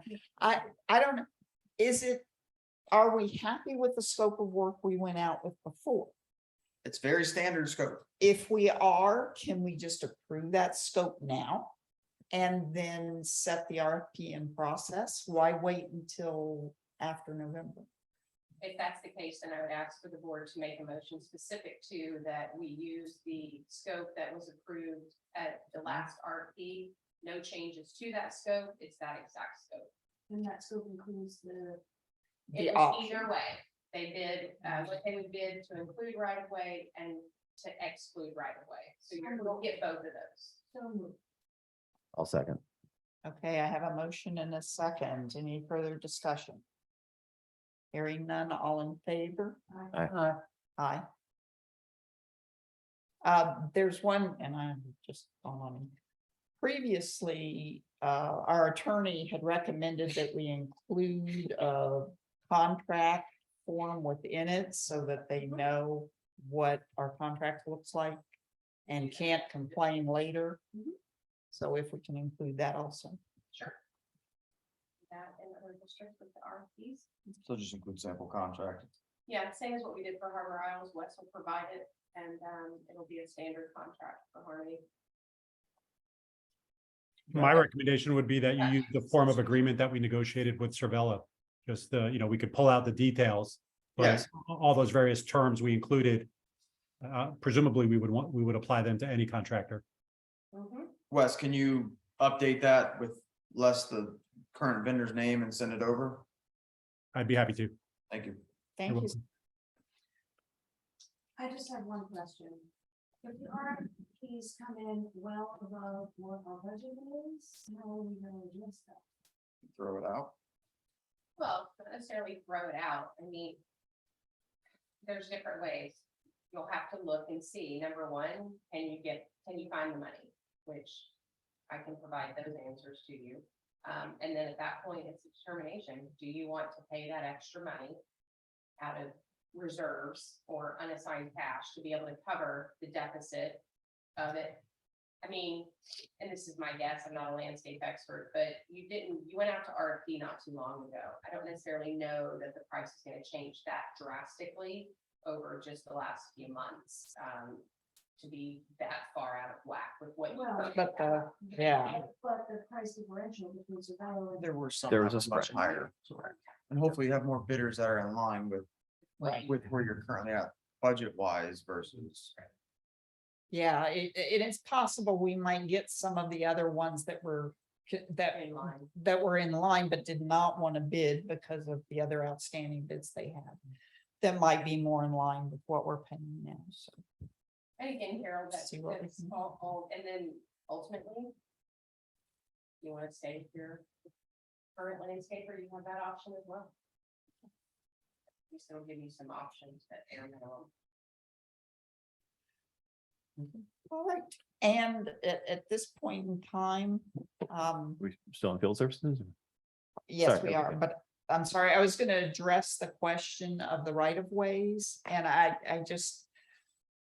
don't think the full picture was provided in the letter that was sent out to you, so I want to provide that now, and I will ask Supervisor Castle to pitch in if I screw anything up. Do you need anything else, Russ? We'll get out of the way while you address. That works. Fine. So Harmony, when it was first developed, and I think there was some mention of this already. The developer made the determination that the right of way on the boulevard streets would be maintained by, at that time, the developer, because the developer was the CDD.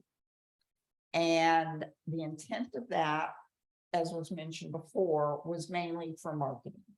They wanted a uniform look so that they could market their products and show people through the boulevards in order to do that. In doing so, they also put irrigation systems through those areas, which also are owned and operated by the CBD. And so we currently pay, or we were paying not only for mowing, and we will continue to pay because we're not going to separate out those systems. We're going to continue to pay to water those areas for irrigation. So you will maintain that benefit, but you will, the RFP we accepted, we took out the actual mowing, and that mowing is rather expensive. The cost savings under Cervello was about $17,000. And it went all the way up to another vendor who bid on it to $120,000, because you can imagine that mowing all of that right-of-way area with all the trees in it is labor intensive, as well as having to edge both sides of that strip. Before we made the decision, I spoke with a couple of the landscape providers that work in Harmony. And I said, hey, if this happens, you know, are you gonna double their bill? You know, what are you gonna do with your bills? And most of them have said, nothing. I mean, that's nothing to add to our costs, you know, to the cost to the residents. So it just made sense that as the landscaper is out on the lot, that they are mowing all of that uniformly. Also, as you look out, if you look at Osceola County or the city of St. Cloud or Kissimmee, basically any local government, not just in Florida, but in almost everywhere you go in the United States, they all own those right-of-ways, those areas between the sidewalks, and sometimes they don't even have sidewalks. They're just a line, an imaginary line at the end of the property. In St. Cloud, we had this situation. And they owned it. It was right-of-way. They could take it at any time and expand the street. But you as a resident were always expected to maintain it. And here in Osceola County, if you look, actually, all the people on the county-owned streets that have county-owned right-of-ways, they're expected to maintain all of that area, and have always been that way. I mean, this is just the way it's done. These aren't right of way, this is deeded. CDD owns that strip. That is all, it's considered right-of-way. It's the same thing. It's the area between the sidewalk and the curb. Okay, But CDP does own that. yes. You don't just right of way over it, you own it. And you're asking someone who does not own it to maintain it. That's correct. And people who don't own the right of way for the county owned property, the county owns that right of way in front of the house that I used to live in St. Cloud. They owned it, just like the CDD owns the strip between the sidewalk and the curb. Does the county So it is. Does the county have irrigation system through there? Those. And not No. that I know of, and we could take that out if, you know, I don't think we want to do that. I don't think you guys want, Yeah, what I would but ask- yes, what I would private people, what I would the ask- the Hold on homeowner. 1 second. Yeah, Let me finish. well, before you finish. Let me- We're past audience comments, so you have to hold on 1 second, okay? I don't know, that's right. So if in St. Cloud, for example, I were to put a full irrigation system in to my property, just like here in 90% of the properties throughout Harmony, when you put your irrigation system, you irrigate the right of way also. Okay, you treat that land adjacent to your home on either side. If you're on the corner, it may be quite a bit of land as your own.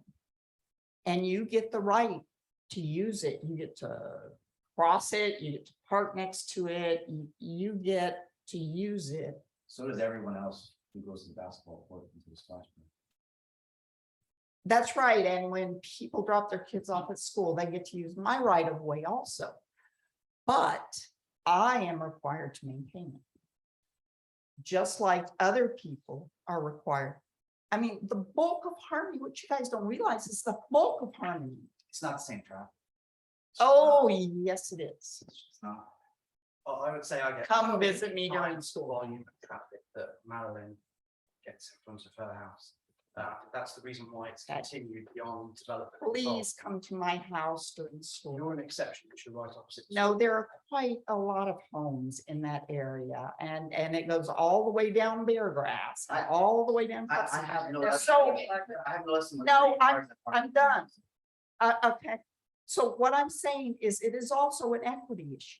Now, we can't make it totally equitable with all the residents, because our irrigation system is through there. So you will still be getting a considerable benefit in that the CDD will still irrigate it. I would still like to hear from the CBD what the legal basis is for someone who doesn't own the land to be expected to maintain it. And if he can point to a statute or a bylaw that allows for it, then that would make more sense to me. And that should have been stated in the letter rather than just a brief statement saying you now are responsible for this. Can I say one thing? Wes? One little thing. I've lived in a lot of places and I've always had to maintain the right of way. When I lived up north, I had to take care of the ice and the snow. I always had to take care of that section. This is not unusual. I don't know if you've owned homes before, maybe in other kinds of areas, but I've lived about. In many different places. Wes, This is the can you, first one I've owned. can you please weigh in on this, Wes, please? You have a better understanding as far as legality wise. So from a legal perspective, everything that, well, before I get to the legal perspective, I will say that traditionally, and what I see across the state for the numerous CDs we represent, the right-of-way portion that's adjacent to a lot is maintained by a homeowner. So I think that is 100% accurate, notwithstanding the fact that the property is owned by the CDD, the maintenance expectation is on the part of the homeowner. The question of what obligates the homeowner to maintain that portion is a little more fact specific. In many communities, and for Harmony, I don't know whether this is the case or not, because I haven't reviewed your declaration of covenants and restrictions in detail to know, but it's quite common that a declaration of covenants and restrictions recorded against the various lots specify that notwithstanding the fact that a homeowner may not own the right of way between the sidewalk and the curb, that homeowner is still obligated to maintain that property. That's not something the CDD enforces, but it's an obligation that every homeowner has, that an HOA has the right to enforce. The way you naturally see it work is similar to what we were discussing earlier in this meeting, where I was asked what about the CDD maintaining certain trees in county-owned right-of-way. The often units of government don't maintain property to the same level that a homeowner wants their property maintained. Because if the same way a homeowner may be arguing that they don't have an obligation to maintain the property, the CDD has every right to say, well, we're only going to maintain the property to the extent we feel it's appropriate.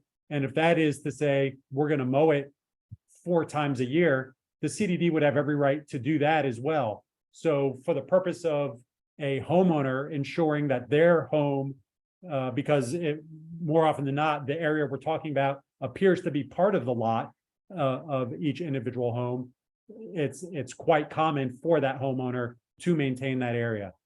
As far as the legal obligation to do it, to revert back to what I was saying earlier, that's commonly in the covenants and restrictions that are recorded against each lot. Whether that's the case here, I would need to review.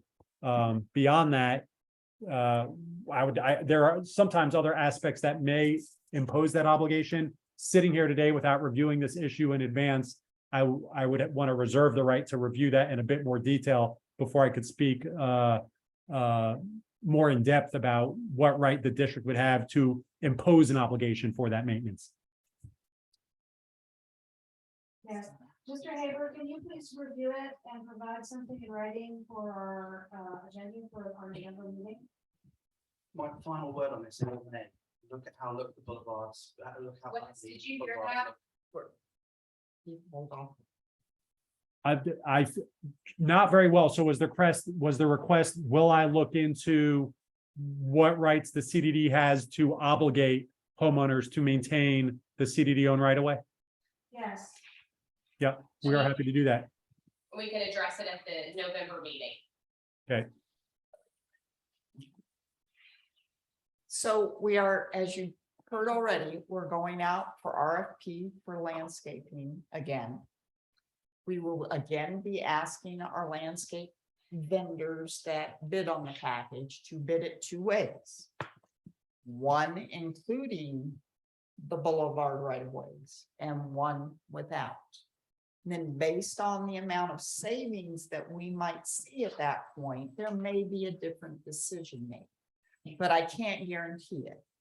But as to the question of what is usually done, again, the boulevard homeowners have been getting a serious benefit that no other homeowners in Harmony have been getting.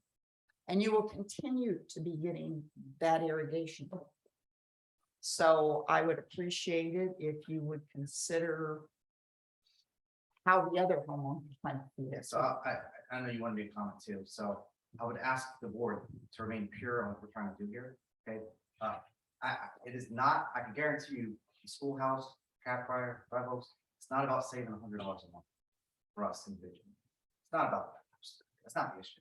No, in fact, there's no way you'll be paying $100. But it's not the issue, right? I would go back to what our field services partner said. Please keep the purpose to make our community look as good as possible. To say whatever that is, it's not gonna be worth it. The boulevard's look terrible and this has been in place for less than a month now.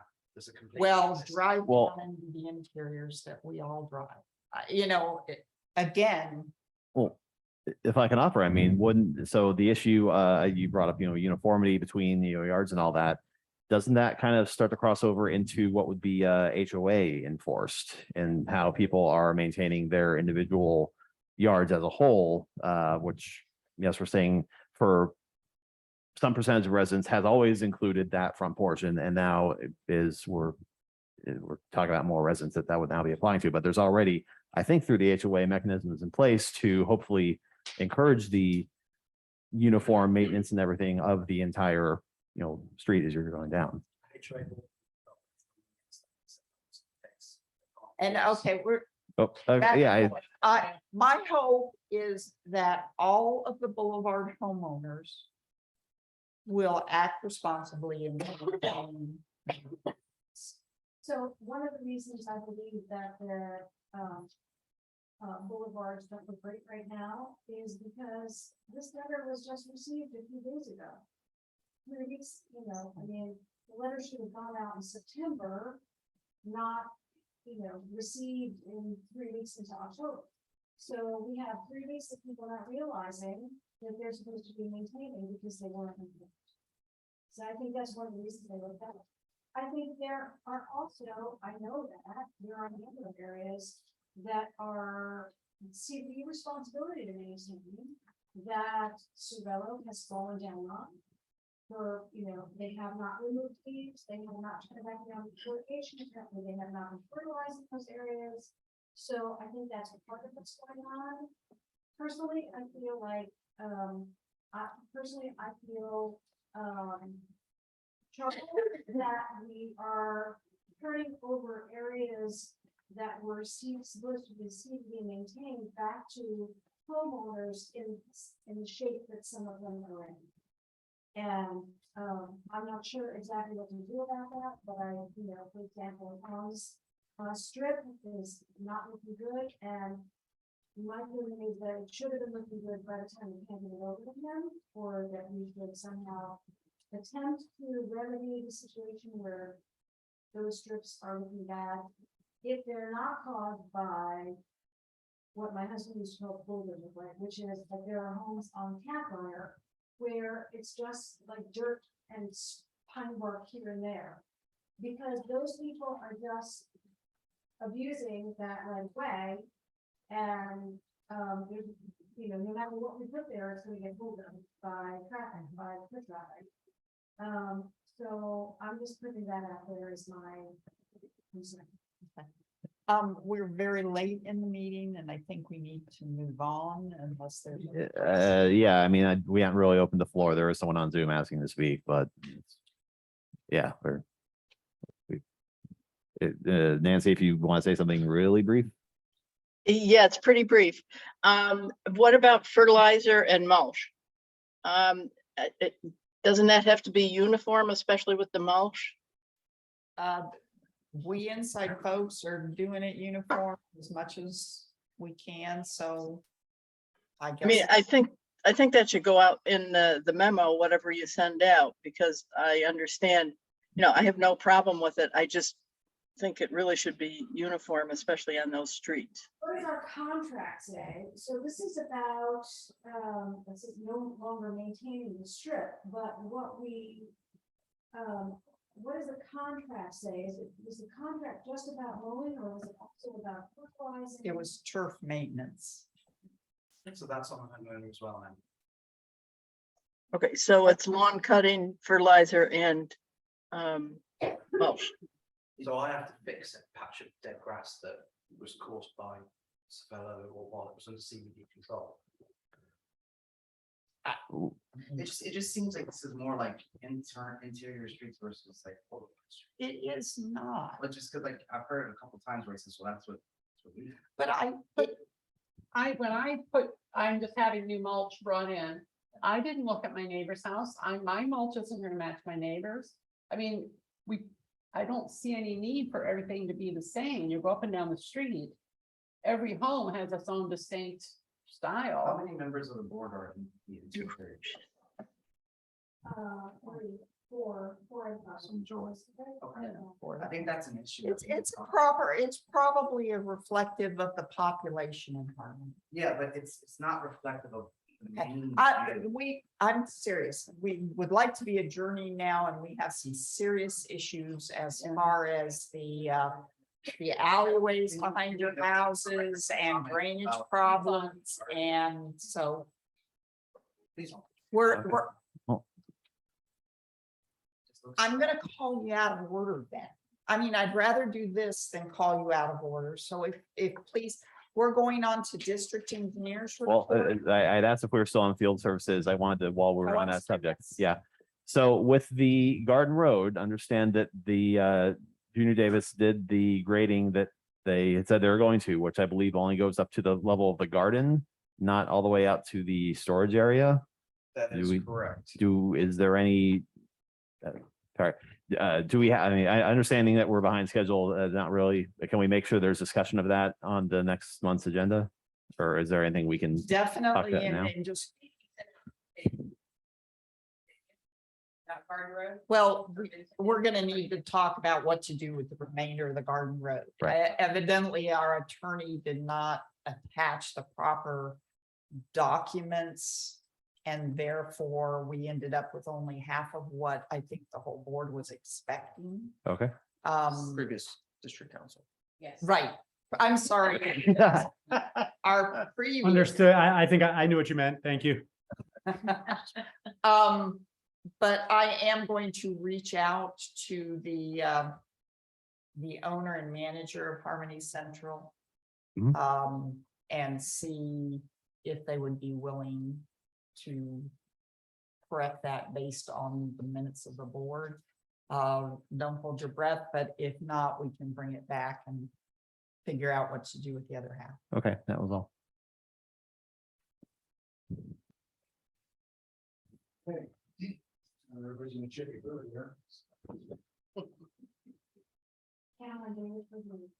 Watch your head.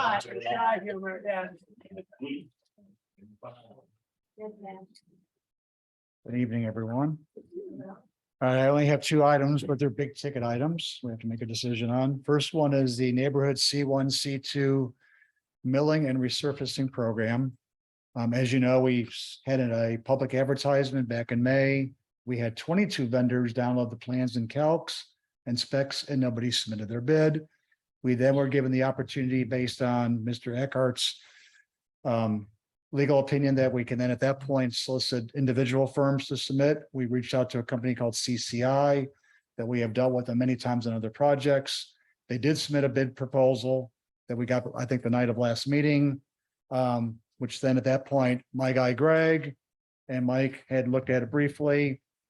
Greg did write a memo. I need to give you the correct version. Sorry, not the, that he cut and paste the engineer's estimate, not the low bid, but I'll cut to the chase. So the total price, what I call the base bid, was $533,000. And then we had a bid alternate for trench drains and a bid alternate for the concrete ribbon curbs. And all that tallies up to $647,000 and change. Teresa had asked me before the meeting if the contractor would we be willing to forego the sodding and the pavement markings that could be done at a later date or potentially done by a cheaper vendor.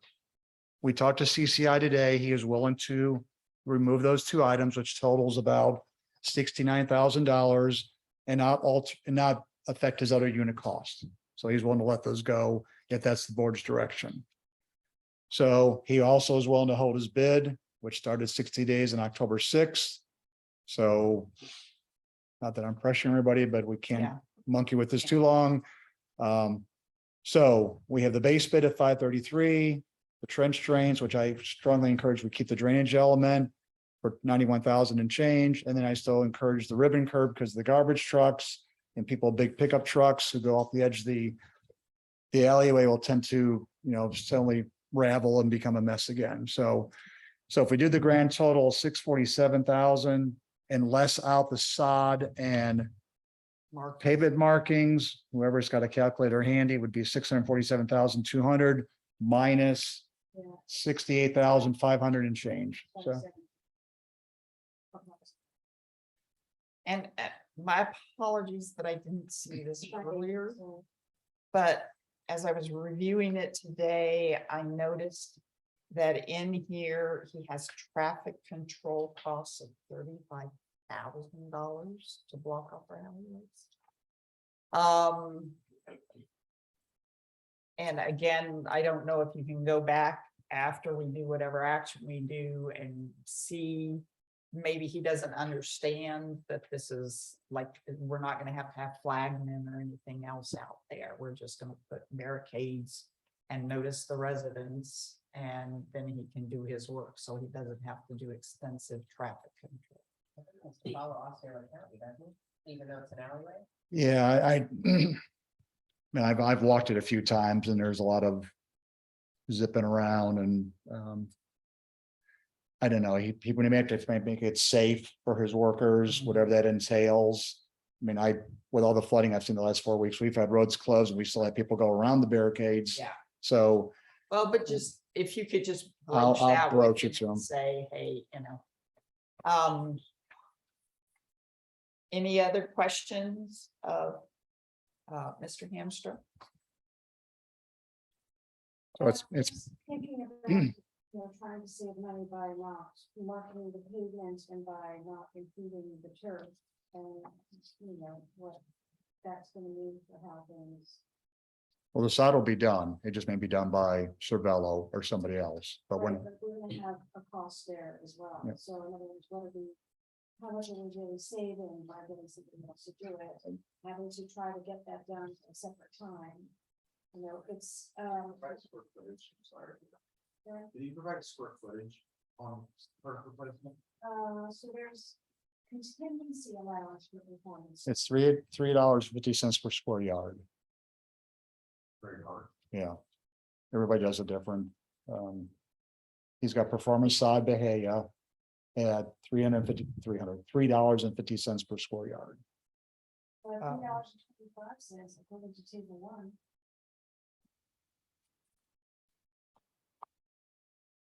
You may be looking at Greg's engineer's estimate versus Yeah. CCI, so there's, The engineer's estimate is $3.50. Oh, okay. $3.25. sorry, 325. Right. Yeah, and then obviously it's $6.50. Right, but do we have any Bahia? I think that's all St. Augustine.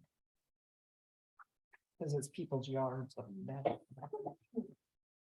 So it would be $6.50. To your yard. What else? Is that, oh, he's calculating. Straightforward, right? So you're looking at $6.50 for 9 square feet of dirt. It's $32,501. Is what they have here.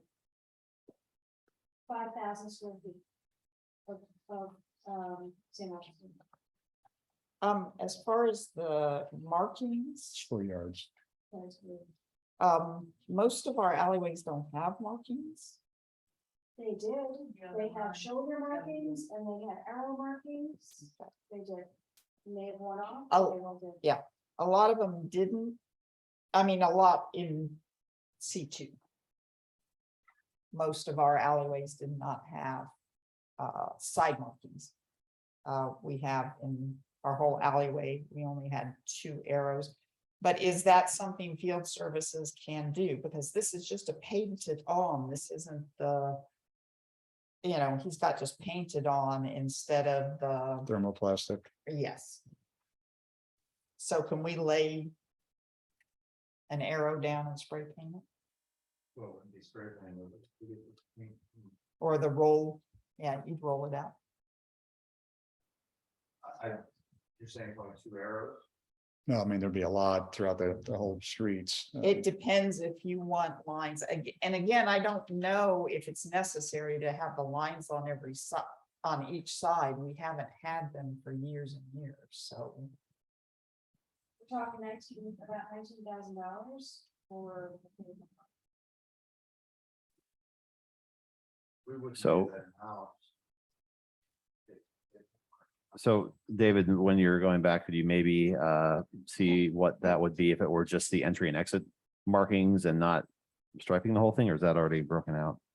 Yeah. So 6 inches, 12 inches, 24 inches, I think the 24 inches is probably. The stop bars And the 6 inches is probably the shoulder. along the edge of the. Got it. Okay, yeah.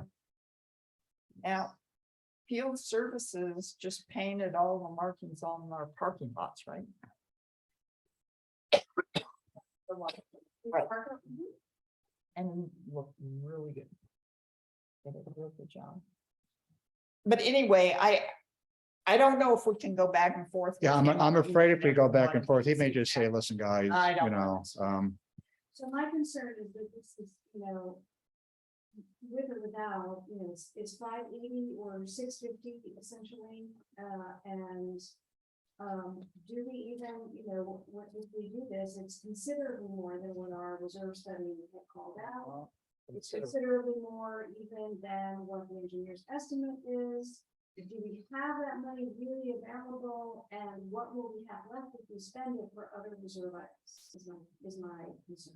That is a concern, but also of a concern is deferred maintenance again. And we're gonna be coming up on another neighborhood or 2 that's right behind us, and so the project gets bigger and bigger and bigger. And I don't know about damage again, there are larger potholes that are starting to pop open. Is there any way to defer the full paving and do it? Is there a way to grout the gaps and do a better job filling the potholes, or is it throwing good money after bad at that? What's your recommendation? I'm afraid, because we keep doing plans and then we keep putting them on the shelf, and I do plans against shelf, and I get my reputation of being a gold digger. I'm also afraid we keep putting things in the street for bids and we don't do anything. Contractors will sooner or later just say, you know what, I'm not I'm not gonna bother, because it does take time for them to take Greg's plans, do the unit takeoff, do the paperwork, and so I'm not trying to spend your money frivolously, but if the committee, I mean, this was on your to-do list, I think, before I even came on board 2 years ago. Mhm. So here we are 2 years later. Things That's aren't been on going for down. years, I mean, yeah. things are just, the construction industry is absolutely nuts right now. But deferring it just means it's going to get worse when you eventually touch it. We don't want the bubble to burst because we're gonna have bigger issues. I don't know, there's a spot on answer. I like to see something get done. But if we're just gonna fill potholes temporarily and then put in the street the back of a year from now, I think we're gonna get one of those bad reputations. We don't do anything, and then contractors catch wind of it. I mean, I've seen it for a lot of cities I work for, who put things in the street, they come in higher than they thought, and after a while, they just don't get the turnout, because right now they're in great shape work-wise, so. But if you want, table the sod, table the pavement marking, I can talk about the MOT, but I'm really worried if we, all right, I talked to them a little bit, we come back in November. He said pretty soon as 60 days is gonna come and go, and then, Well, didn't it say 120? no, he committed to 60 days. Oh, that's for the completion of work. Sorry, Right. I apologize. That's the only bit we have. Yes, Well, if I could say something on this about the sod in that, even though it's expensive and maybe we could get it done cheaper. Now we've got to figure that out and do that, where if we hire them, they're responsible for it. And it should be done all at the same time, so we aren't disrupting everything to do another project. Which by the time we tear up, put the alleys back together, repave. And now we've got homeowners complaining to us that their sod got ruined or something. Now we hire someone to go in and figure out which places it needs to be. They do this all the time. And I'm thinking they'll do it as they go along and it'll just be done. And this is a contingency, so it's kind of like a not to exceed. yeah, you'll have, I'm not sure who's gonna do it for you guys. You'll have some inspector out there. And they'll submit a pay request, and then we have to verify the quantities, and he gets paid for what he does. So that sod is, Sod is one of those, because you just don't know once you get out there how much you're gonna. I see. Okay, yeah. and is the per unit price, Fred, I know you were calculating it there. Is it a reasonable per unit prices or? $5,000 of St. Augustine 45,000 square feet. at $6.50 per square. What was the grand total? 32,500. 55, Yeah. $1.38 a square foot.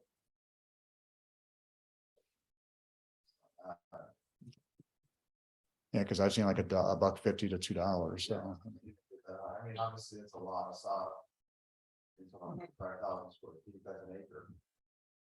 Right, and he may not use it all, so it's a contingency.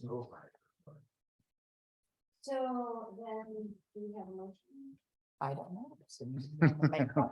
I make a motion that you move forward with this. However, I'm supposed to say it. I don't know what else. Or ZPI. Yes, thank you. $647,200. Right, Which includes the base bid and the 2 bid alternates, just to make it clear. okay.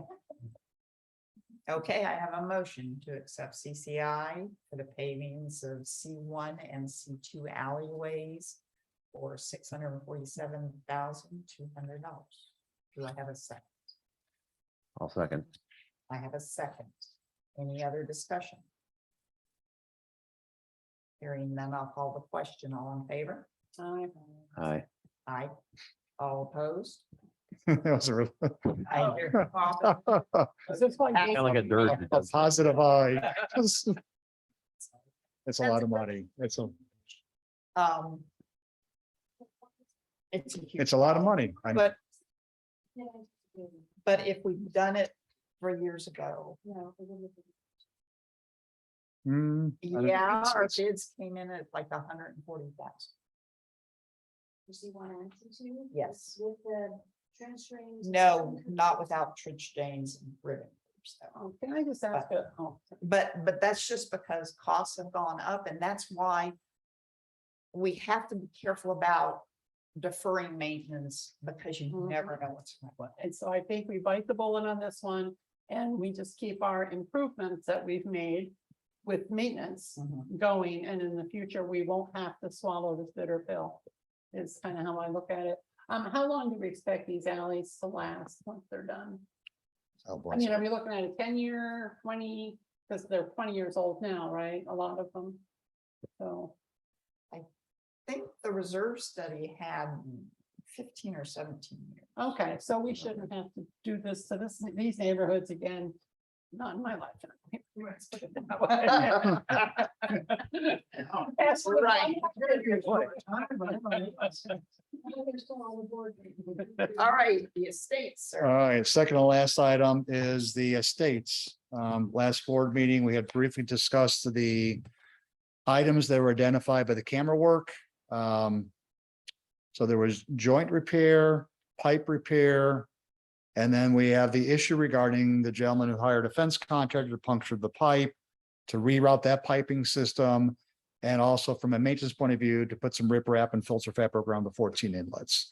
All that totaled together with a contingency, because that one, the contractor was only going to hold his bid for like 15 days. So My lady put a 20% contingency on there thinking you might do it next year. So the whole thing soup to nuts was like $159,000. And I don't think that's got to be done. I'll be honest with you. Your systems are deteriorating, but it is behind houses, out of the right of way, in the woods. It's not as public safety issue as but if you had 150,000, yeah, if you do it now, it'd be great. But I don't think that one it has to be done like now. Other than, next rainy season, we're gonna have people in here again complaining about standing water, mosquitoes, and why they haven't done anything. So But I did talk to really, the that's a design issue, not a maintenance. well, that one couple, yes, unfortunately. I did talk to the contractor, Teresa, and he is willing to do it in pieces and still hold his price. So he's willing to do all the structure repairs as one, and he's willing to come out twice only for the pipeline repairs and still kind of keep his number. So if we want to divide this into phase 1, phase 2, phase 3, within reason, don't stretch it out for 2 years, he's willing to hold his numbers. Okay. So, And for the board's understanding, what I asked David to consider and to talk to the provider for is some of these can be, if they're fixed now, they're running between two houses. There's not going to be any more construction in that area.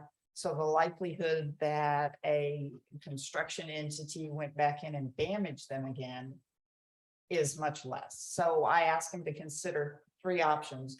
Option 1, we do it all, but then we put in some protective barriers or something that we then try and hold the contract or the construction industry's feet to the fire to protect them. But again, we're gambling with some of these construction Yeah. entities. Or if they would consider waiting to do those that they may have construction impacts.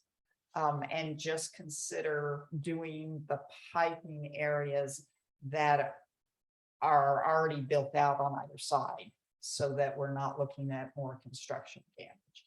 So you got 2 runs of pipe to be fixed only. Ignore the one with the puncture. And you got several locations where the pipe into the inlet's compromised. They can fix all those and fix those leaks and get that taken care of, because that won't be touched by a builder. And then after the homes are built, if you want to slip line the pipes that are between the houses, that could be done at that time. I owe Angel a cost estimate for, I'll steal Tim's phrase, is the juice worth the squeeze on the guy that punctured the pipe, to go after them versus just rerouting it and fixing it, which is a separate, $50,000-$60,000 repair. So it might be worth going after the fence guy, but I'm not quite done with that. Chicken beef or egg option for you guys on that one, but you can fix the inlets for phase 1, slip line the 2 pipes when all the houses are done, and we'll deal with the fence issue separately with Wes or Michael on how you want to handle that. And so that phase 1 was cost. That I have to break down because he gave me one number for doing everything at the same time. So I can extract and provide that for the next board meeting. So Thank you. Now, is he going to hold it for that long, do you think? I think he's okay. I Oh, you mean, think- yeah, he does. I use him a lot. So I Okay. think he's willing not to jeopardize. Okay, so we'll look for that going forward. As far as the fence puncture issue, Wes, I'm gonna ask you to jump in here. We got a lot of information. We were able to obtain the name of the fencing company with Oh, you did? Osceola Fence. We were able to obtain the survey, which clearly shows the drainage easement down that side.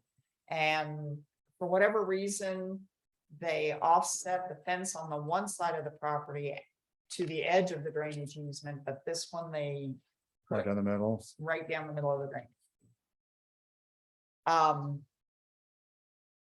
Do you know how long ago that was done? 6 years ago. 2016. When the house was built, or immediately after the house. So our preference would be to go after, to go talk to the fence company and see if they will submit an insurance claim to their insurer and just have it dealt with. Okay, So if you could work with Wes and Will do. Mike on that, is will do. that okay, Wes? Yes, everything you just described, I think sets forth the reasons why the district would have a valid claim. I think both against the fence company and the homeowner.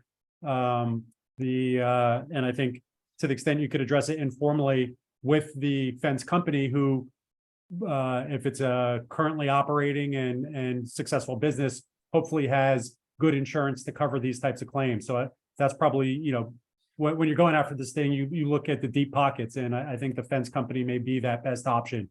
So we are happy to work with David to try and pursue that, depending upon the outcome of sort of the informal, what it sounds like you want us to pursue. We may be back before you if we don't have any success to get some direction from you on the next step you may want us to take. Thank you. Thank you very much. I'll see all the fences right through those. They just moved next door.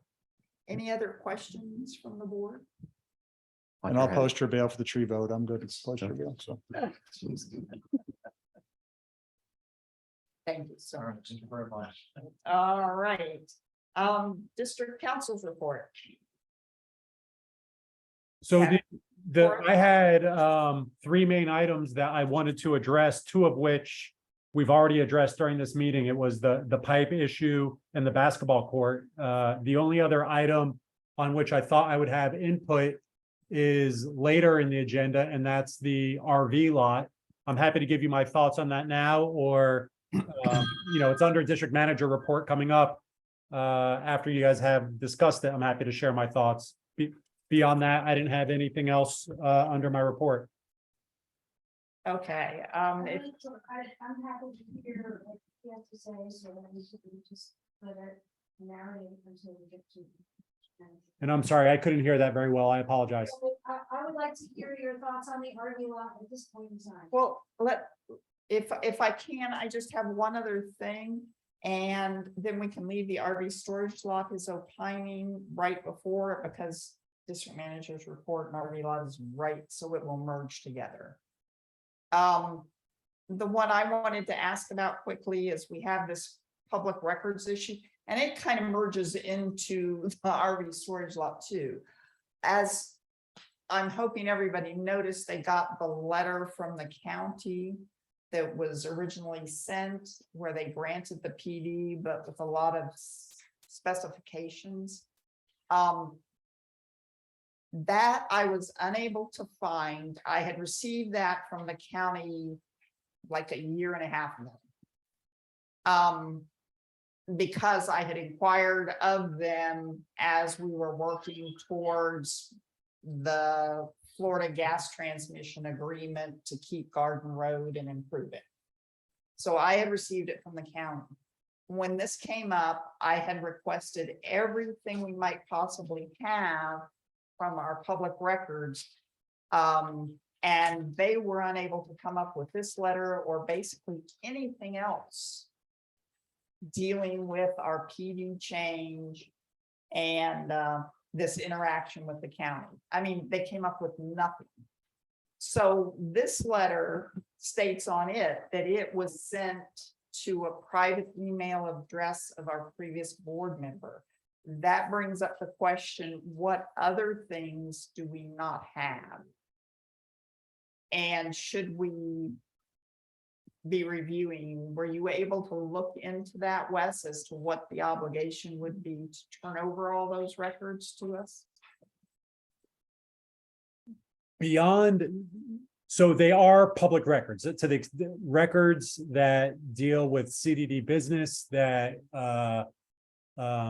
are used to further CDD business are public record, and we would have every right to request those records from prior board members.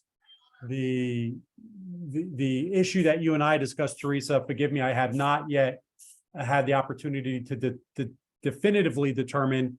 So the concern is under public record law, holders of those records sometimes have the right to demand compensation or something along those lines if you make that sort of demand. But he never, they should not have ever been held by him or have been going to his private email server, right? No, well, there's nothing per se illegal with something going to a private server. In other words, what the public record law says, regardless of whether it goes to a public email address or a private email address, that record is still a public record. So going to a private email address does not shield that record from becoming a public record.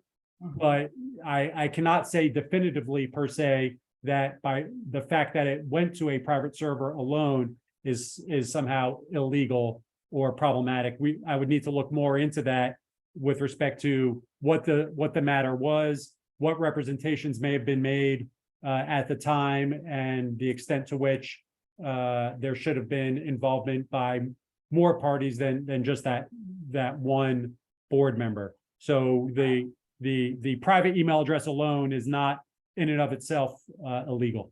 But that's our record, right? It's the Harmony CDD's record. In that instance, if it's for work that the CDD paid for, then yes, I believe that would be considered the Harmony CDD's record.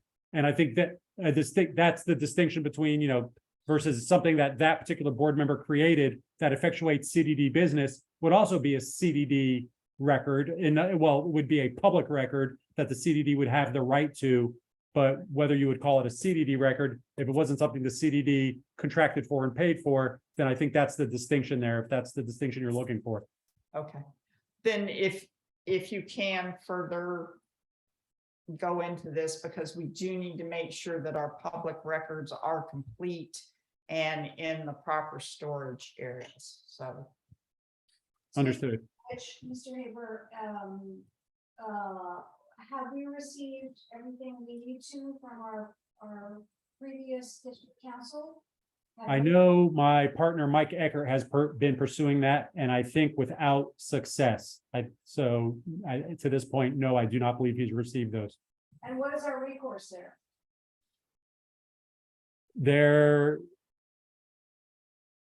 There's probably two. We would have to look at whatever agreement you may have. It may be viewed as a breach of an agreement. But under Florida public record law, the district does have recourse to force through the courts an obligation on his party to provide those records. Forgive me, because I have not been involved in that chain of communication. If he's claiming that no records exist, we would have to be able to prove that that's not the case and that there are records. But there's, through legal remedies, essentially a lawsuit, we would have to sue him to force those records to be provided.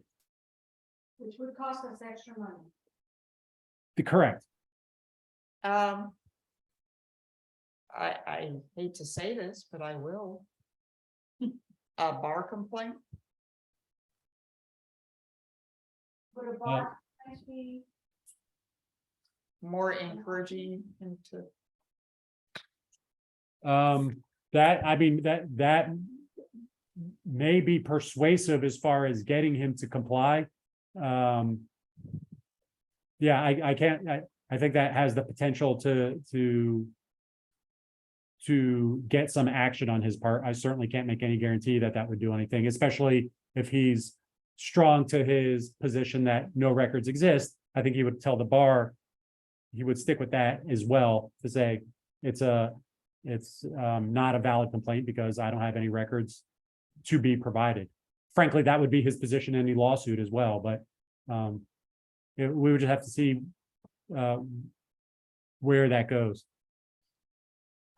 Might you please make sure we have an update on that for the November meeting, on the status of that? And forgive me, I'm having trouble fully getting everything you're saying. I apologize. I'm sorry. What I was saying was, I don't know if my microphone is coming through. What I was requesting was that for our next meeting, if you could please have an update provided so that we know what the current status is as that point in time? Yes, I will make sure you have an update on the status and together with that, detailed recommendation on steps to try and get those records if they're not yet provided. Okay, thank you. You're welcome. Okay, now we'll go on to the RV storage lot. Well, so if we're jumping to, you brought up a records requirement. We had a request at the last meeting as well on records requirements as it pertains to providing videos on the website. And I know we're over on this meeting, but if you could please make sure that's brought up in the November agenda as well in your report. Does that relate to whether there's an obligation to provide closed captioning? Yes, all of that. If they put it on their website, that part's already been established, but what Mr. Lee also asked that Mike was gonna look into was putting them up on like a YouTube channel. As far as putting them on the district website, that's been established. Yes, you have to make sure they're ADA compliant, closed caption, all of the normal stuff you would do for hearing impaired and all of those things. But I think the question Mike was looking into was about YouTube. We will provide, and I know that is being looked into and we will provide an update on that. You're 100% correct. If you were to put it on your own website, the ADA accommodations are required. We will provide an update on that research as well. Thank you. You're welcome. I can add a quick one to that. I spoke with someone quite high up in Microsoft. And they said if you use Teams instead of Zoom, they have a great basically transcription service that is better than what you see in TV and it meets all the ADA requirements. So if that helps out. Yeah. Okay. And Angel is checking to see if we have Right. Teams through our Microsoft email accounts. Okay. And that might solve all that. Okay, good to know. Thank you. Okay. RV storage lots. Wes, do you want to start on that one? As far as where our legal standing is, or? Yeah, if you'd like me to start there. So I reviewed that topic in particular. So under Florida law, chapter 190 is very straightforward that a CDD, even though it's a unit of government itself, does not have any right over any other property owner, private property owner, to use its property in a way that is that violates code ordinances or in this case the PUD.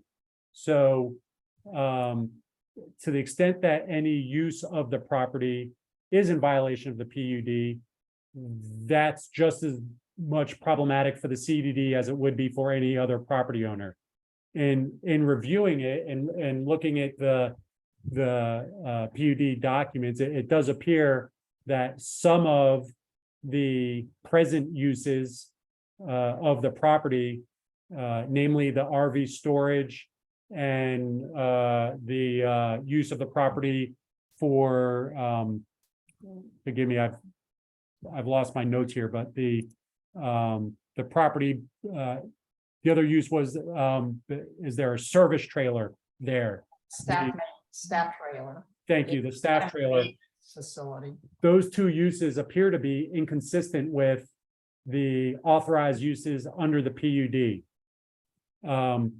If the CDD continued to use that property for those purposes without complying with the approvals that were provided in the most recent zoning approvals, there are various enforcement mechanisms that the county has available to it against the CDD for using the property in a way that is, in violation of the PUD.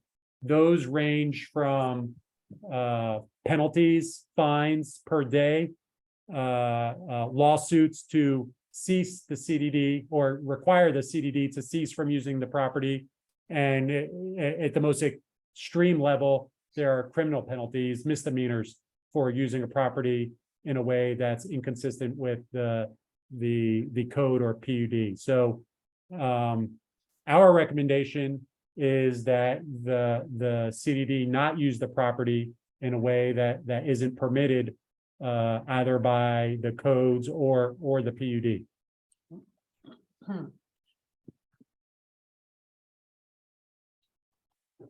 Thank you so much. District manager, we'll bump to your business and you can further.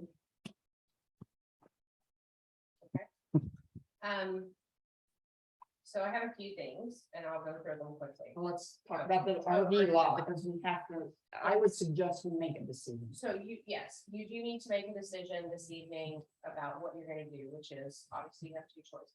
Shut it down or make the recommended changes through the county, right? It's the county. Yeah. The county recommended or required you to make. So I think that's where you're at first is, and we know those prices came in, you know, like. Well, there's still about 4 or 5 outstanding comments that we have to address, like you gotta rename that road officially. You Right. gotta fix like- 407,000? More than that? Okay. 422,000, not inclusive. Yes. Third option is to not do anything and wait until the county tells us to stop doing it. Again, the penalties can be severe. And can we, Wes, can we pull you back in here? Are there any liability issues if we continue to take people's monies, park back in an illegal lot?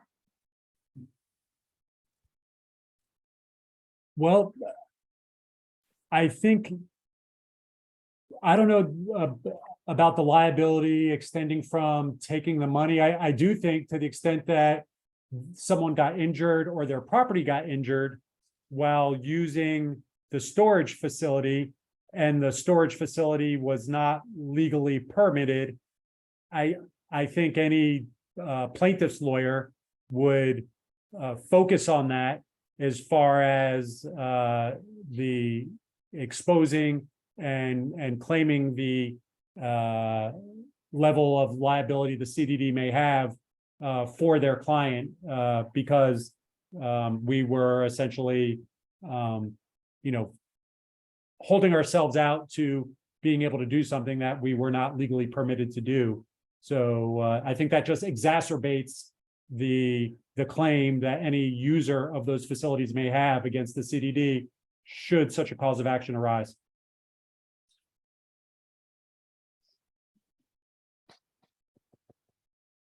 So I would ask again, which direction the board wants to take. Shut it down.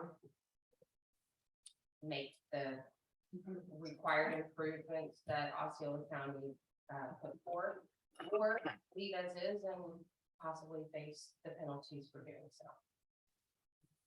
Well, if you want input from each of us, I say shut it down. I've been against it from the get-go. There's a lot of traffic going through there. And there's kids do things sometimes. I can see a group of kids going back there and just trying to have fun and do a party, but something catches on fire and the next thing you know, we're in trouble. From a whole bunch of avenues, if a whole bunch of people's equipment, we've already had theft back there. And I don't see any benefit to us in any way. There's storage facilities in town. There's just a few miles of driving their unit. And I feel bad, but the risk to us is too great, I believe. So. I mean, we would retain ownership of that property, and in the future, especially as neighborhood M comes online, there might be a more economical way we can have the improved access to that street and be able to look at it at the future. But as of now, with the I think the cost of that versus who it benefits and the very long time it will take for us to see that cost recouped, I think it's unfortunately a non-starter. I'm in agreement. I am very opposed to continuing on without proper approvals and upgrades.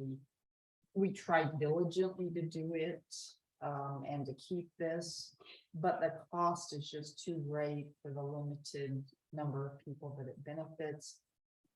It also puts us in competition with private enterprises that are, again, just down the road. But the bigger issue for me is just the liability. Is a very, very concerning and getting on the wrong, I mean, we are already on the wrong side of the county, but continuing that worries me, so.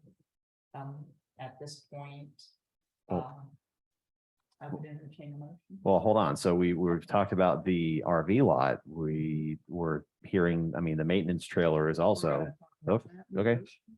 The garden stays, right? Garden. The garden is, the garden didn't even need a feed in it. Okay, And they don't need any. well, feeds. and people steal out of the garden on their way to the.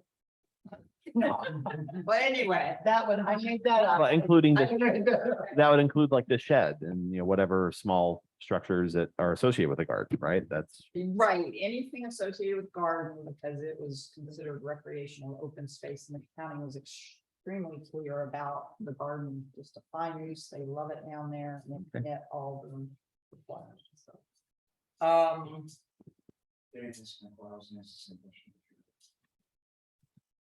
yes. I would move, that we close down the RV lots and, refund everyone the money, the pro rata that they are owed, definitely. And keep this property for possible future use. When a better form of access, less expensive form of access. Do I hear a second? I'll second. I have a motion and a second. Any further discussion? So, Need to put a date on this? yeah, what does that look like? Is it, you have 30 days to get your stuff out? I mean, what is? I think that would be an excellent idea because they are going to have to make arrangements and it would be Right. irresponsible. So I will amend my motion to say December 31st. And one other thing, would it be within of something we're allowed to do, to approach another storage facility and say, hey, look, we're shutting ours down and can we get a discount for all our people? No, they need the. they'll- Yeah. Not as a government entity, I'm thinking. No, I just an informational thing to them to offer a discount, not a formal. We don't want to be seen as encouraging one. Oh, okay, yeah, I didn't think of that, thank you. So I didn't amend my motion. Does the second accept them? Yes. So we have a motion and a second. All in favor? Aye, Aye, Um, yes, as it's. a few of those tonight. Hearing none, motion passes unanimously. And we'll need to contact all the owners, so they'll have plenty of time. And we found it. Yes.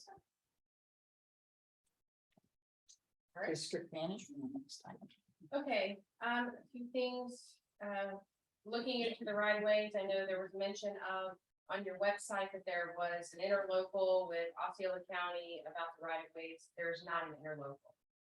Harmony does not have an interlocal with the county regarding those right of ways. You do have some other interlocals, school board, couple of other ones too, but there's not one with the county. So I'm not sure how that language got put on your website, why it was. There's no link to an actual interlocal, which would have been helpful. So, Please let me know. yeah, Please correct. yeah, again, still looking into it, but we can't find one. And I've actually called Osceola County as well. Okay. So again, don't know when and how, but can't find one today, but I'll let you know either way. At least by next week. So Okay. we'll remove that. Yes. But, so we talked about that. You asked me to look into harmonyfl.com to see if the domain is available.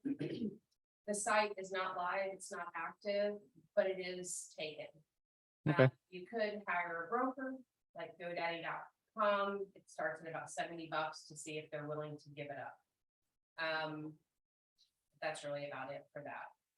I want to ask one thing, when we brought up the SOP last month and we went and we made changes to it, I want to clarify, I thought I made it clear, but actually going in the minutes, it wasn't necessarily clear when I discussed having a pre-call. Which would happen the Friday before your board meeting, and typically it's myself, legal counsel, engineer, field, Brenda, and the chair. If we need a call, obviously, we don't want to expend legal or engineering dollars unless it's absolutely needed, and that's to discuss anything on the agenda. But apparently in that motion, or in my verbiage regarding that motion, I left out the fact that the chair was involved. So I didn't know if somebody had an objection to that, or I thought I made it clear, but in the minutes, it's not clear. So were you guys clear on that? I thought you mentioned it. Okay, I thought so too, but she did not attend the last one because An abundance of caution. Yeah. she didn't think it was clear, and we just wanted to make sure, so I just wanted to confirm that it was clear that I did include the chair on the calls for the pre-meeting calls. So that I think that is, No, what, okay. so the field services trail. Yes, we do need to address that. Since that is also not a permitted use unless, but, and mainly because we need to have road service that will accommodate fire trucks. It also does not have sewer service, which I don't think would ever get permitted through the county, and it doesn't have potable water. You speak with the developer for the apartments and weren't they willing to? They have gone off the radar? I think they're just holding that for investment purposes now. So we do have the land. It's properly zoned PD. In the PD for maintenance facility. In fact, it even speaks towards a field service maintenance facility on that U2 or U1 track that we've got. You could either put it back in the corner, in the far corner next to the fenced in utility area, or you could put it right up there in front next to what used to be the welcome center on that parcel, section of the parcel. So, Is there water and sewer? yes, and both. So there used to be a trailer there. Pardon? There used to be, well, no, it would have to be within our slice of it, right? Within Okay. our boundary. But what that's gonna take is, again, we're gonna have to go in and do some site planning. But we probably don't want to move that same trailer there. We would probably want something more attractive since it's gonna be more visible in the community. So what we probably need to do, I don't know, David, do you guys do that as far as go in and start site planning for a new maintenance facility in that other location? Do you guys do that, or do we need to get with like RJ Whitney or someone? Yeah, you're better off allowing us to the land development company. We can do it, but I don't think it'd be as cost effective as civil firms that do true land development work. Okay, The zoning change, the land use. well, zoning, we're good on, thank heavens. Where is that piece of property? This here, Joe. One, yeah, I don't know if we can put it up on the big screen, Yeah, give me a moment. but if our district manager will go ahead and start that process of designing and site planning. But if we are all in agreement that we should look at that, I don't know of any other property that the CDD owns that would be suitable for that. Do any of the other board members know of any other property or location? This is by the tunnel, right? And that would have the proper PD designation already in place. So we're talking about here, right? Yes, either way back here in the corner. Or, right, I mean, we can do something otherwise, but we don't have, The nice thing about either of those two locations is you've already got county-owned and operated street access. Yes. And ones. And warrants and so on. Trying to reach out to development companies and kind of see, get some proposals, all of that stuff and bring back to the board. That would be wonderful. Would it be a building like with a big garage door and then an office in the back type of a thing for all of us? Yeah, we could look at the differences between costs, or if the county will allow us to put in some sort of a modular building.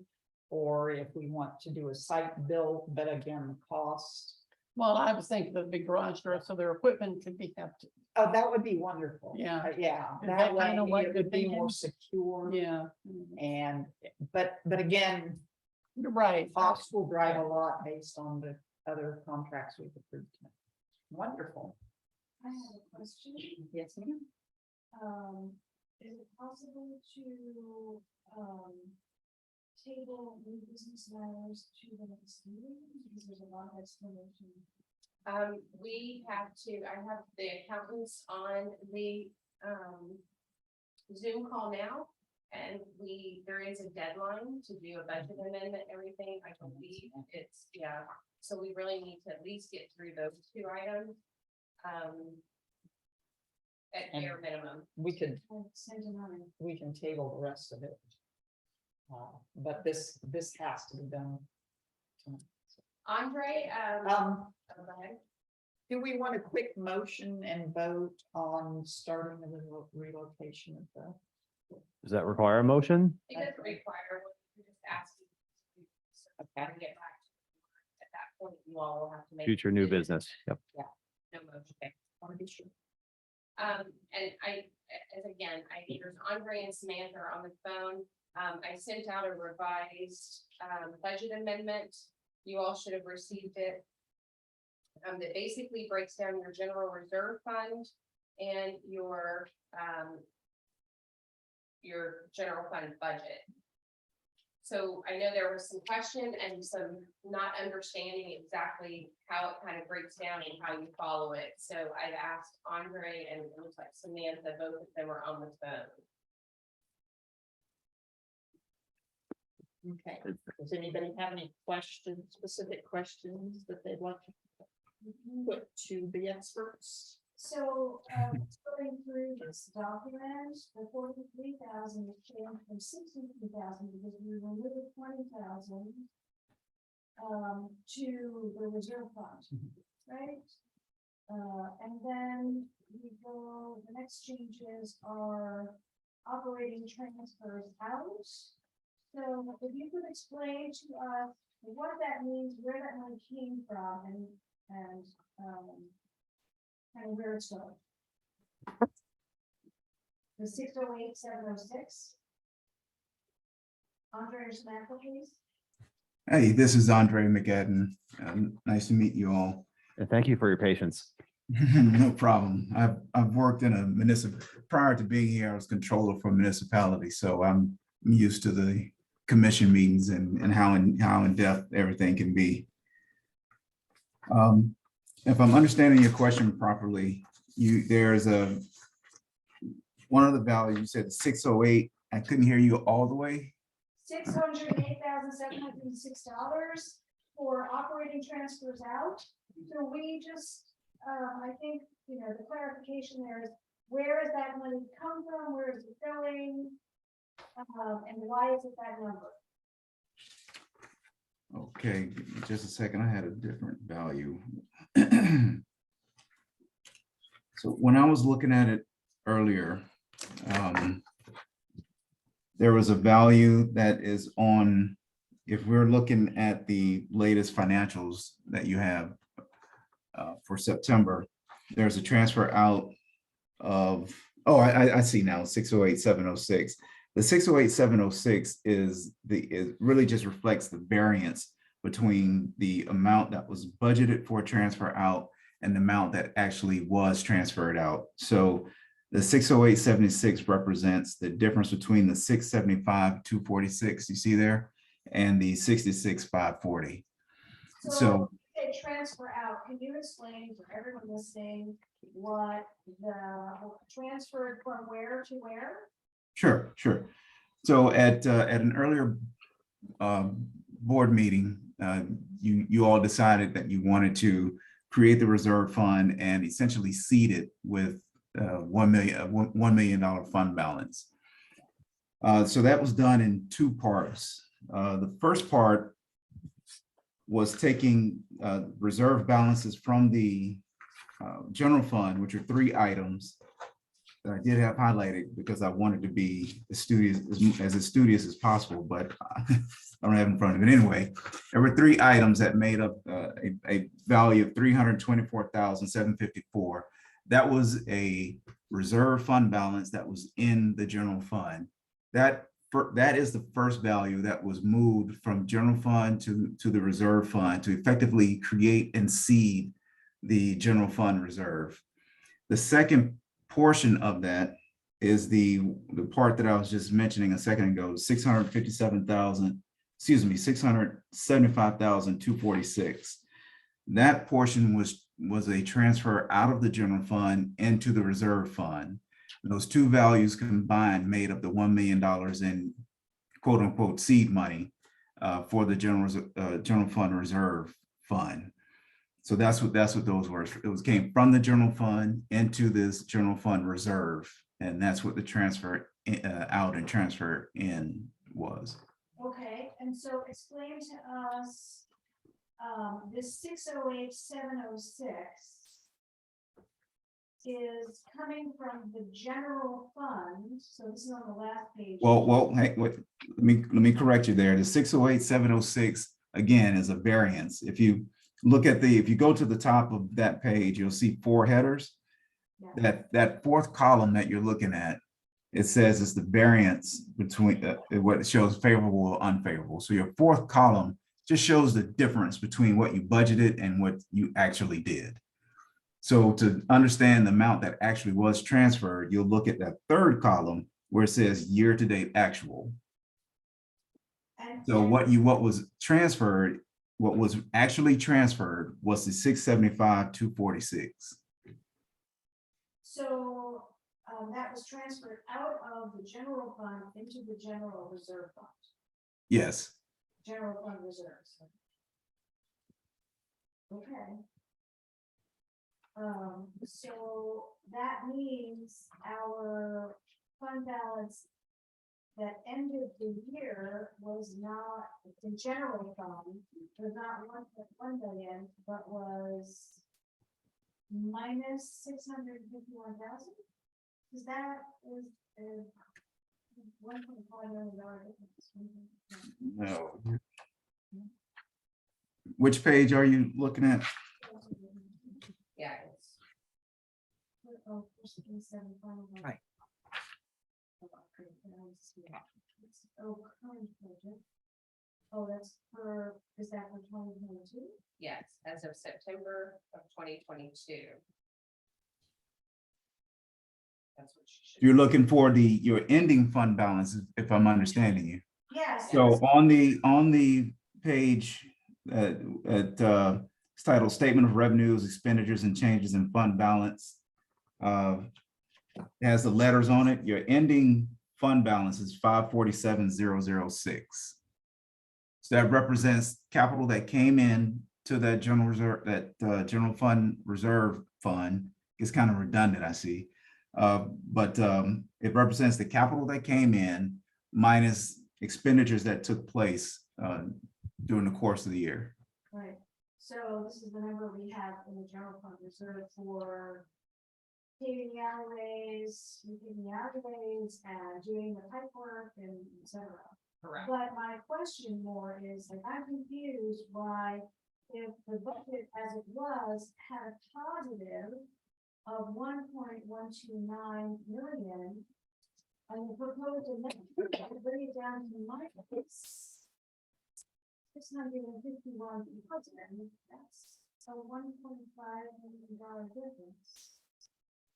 But it's only 156,000 difference in variance. You see what I'm saying? That original value you just said, can you say that for me again? Yeah, This is one.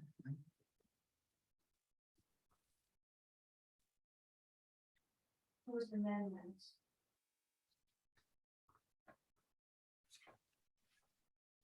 I'm still confused by this. So we have under current budget, this is the last line on the proposed budget amendment.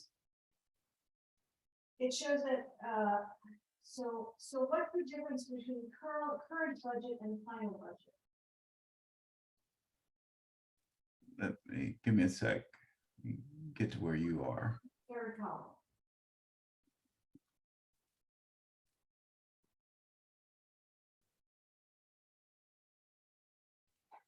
Okay, yeah, I don't know what either of them represents. We only have actually the date. So on so I'm assuming you're looking at your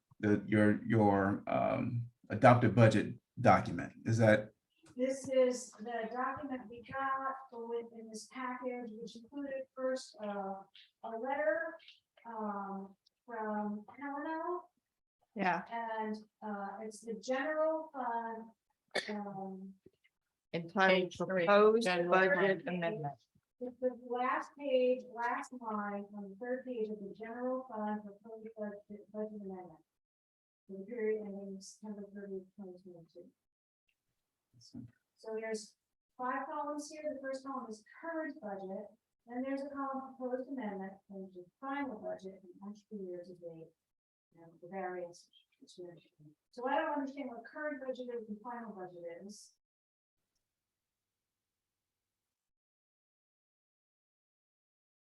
so in most cases, while I find the document you have, in most cases, when you have two separate values or two separate columns, one being called current budget, one being final budget, the final budget would reflect any changes that were made, amendments or budget adjustments that may have taken place from the time the budget was adopted to the current period. So your adopted budget, original budget value, that's what you approved prior to your fiscal year. Now, if Yeah, I think I get it. So the current budget was what we had said was where we were, but the proposed amendment is just what we're reducing from that to give us the 477,751. Correct. Right. Okay, I got it.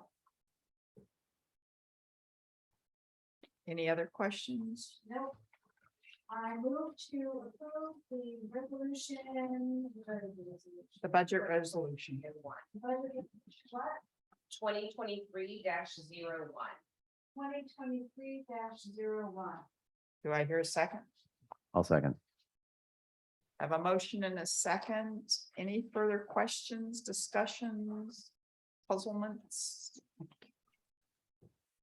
It's all Greek to me. Hearing none, I'll call the question. All in favor? Aye. Aye. Aye. All opposed? Hearing none, motion passes. One last thing, and then you can take where we're at.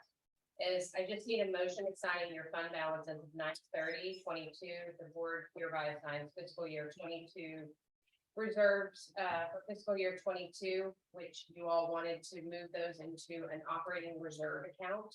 And that amount is $439,517. So moved. I have a motion. Do I hear a second? I'll second. Motion and a second to approve. All in favor? Aye. Aye. All opposed? Hearing none, motion passes unanimously.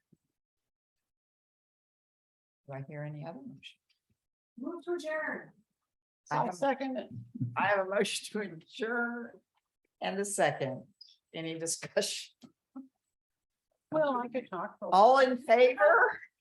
Aye. Aye. Aye. All opposed? Hearing none, motion passes. Thank you. Thank you, everybody. What a slog. Thank you. you're welcome. Thank you. Bye. A lot of things going on.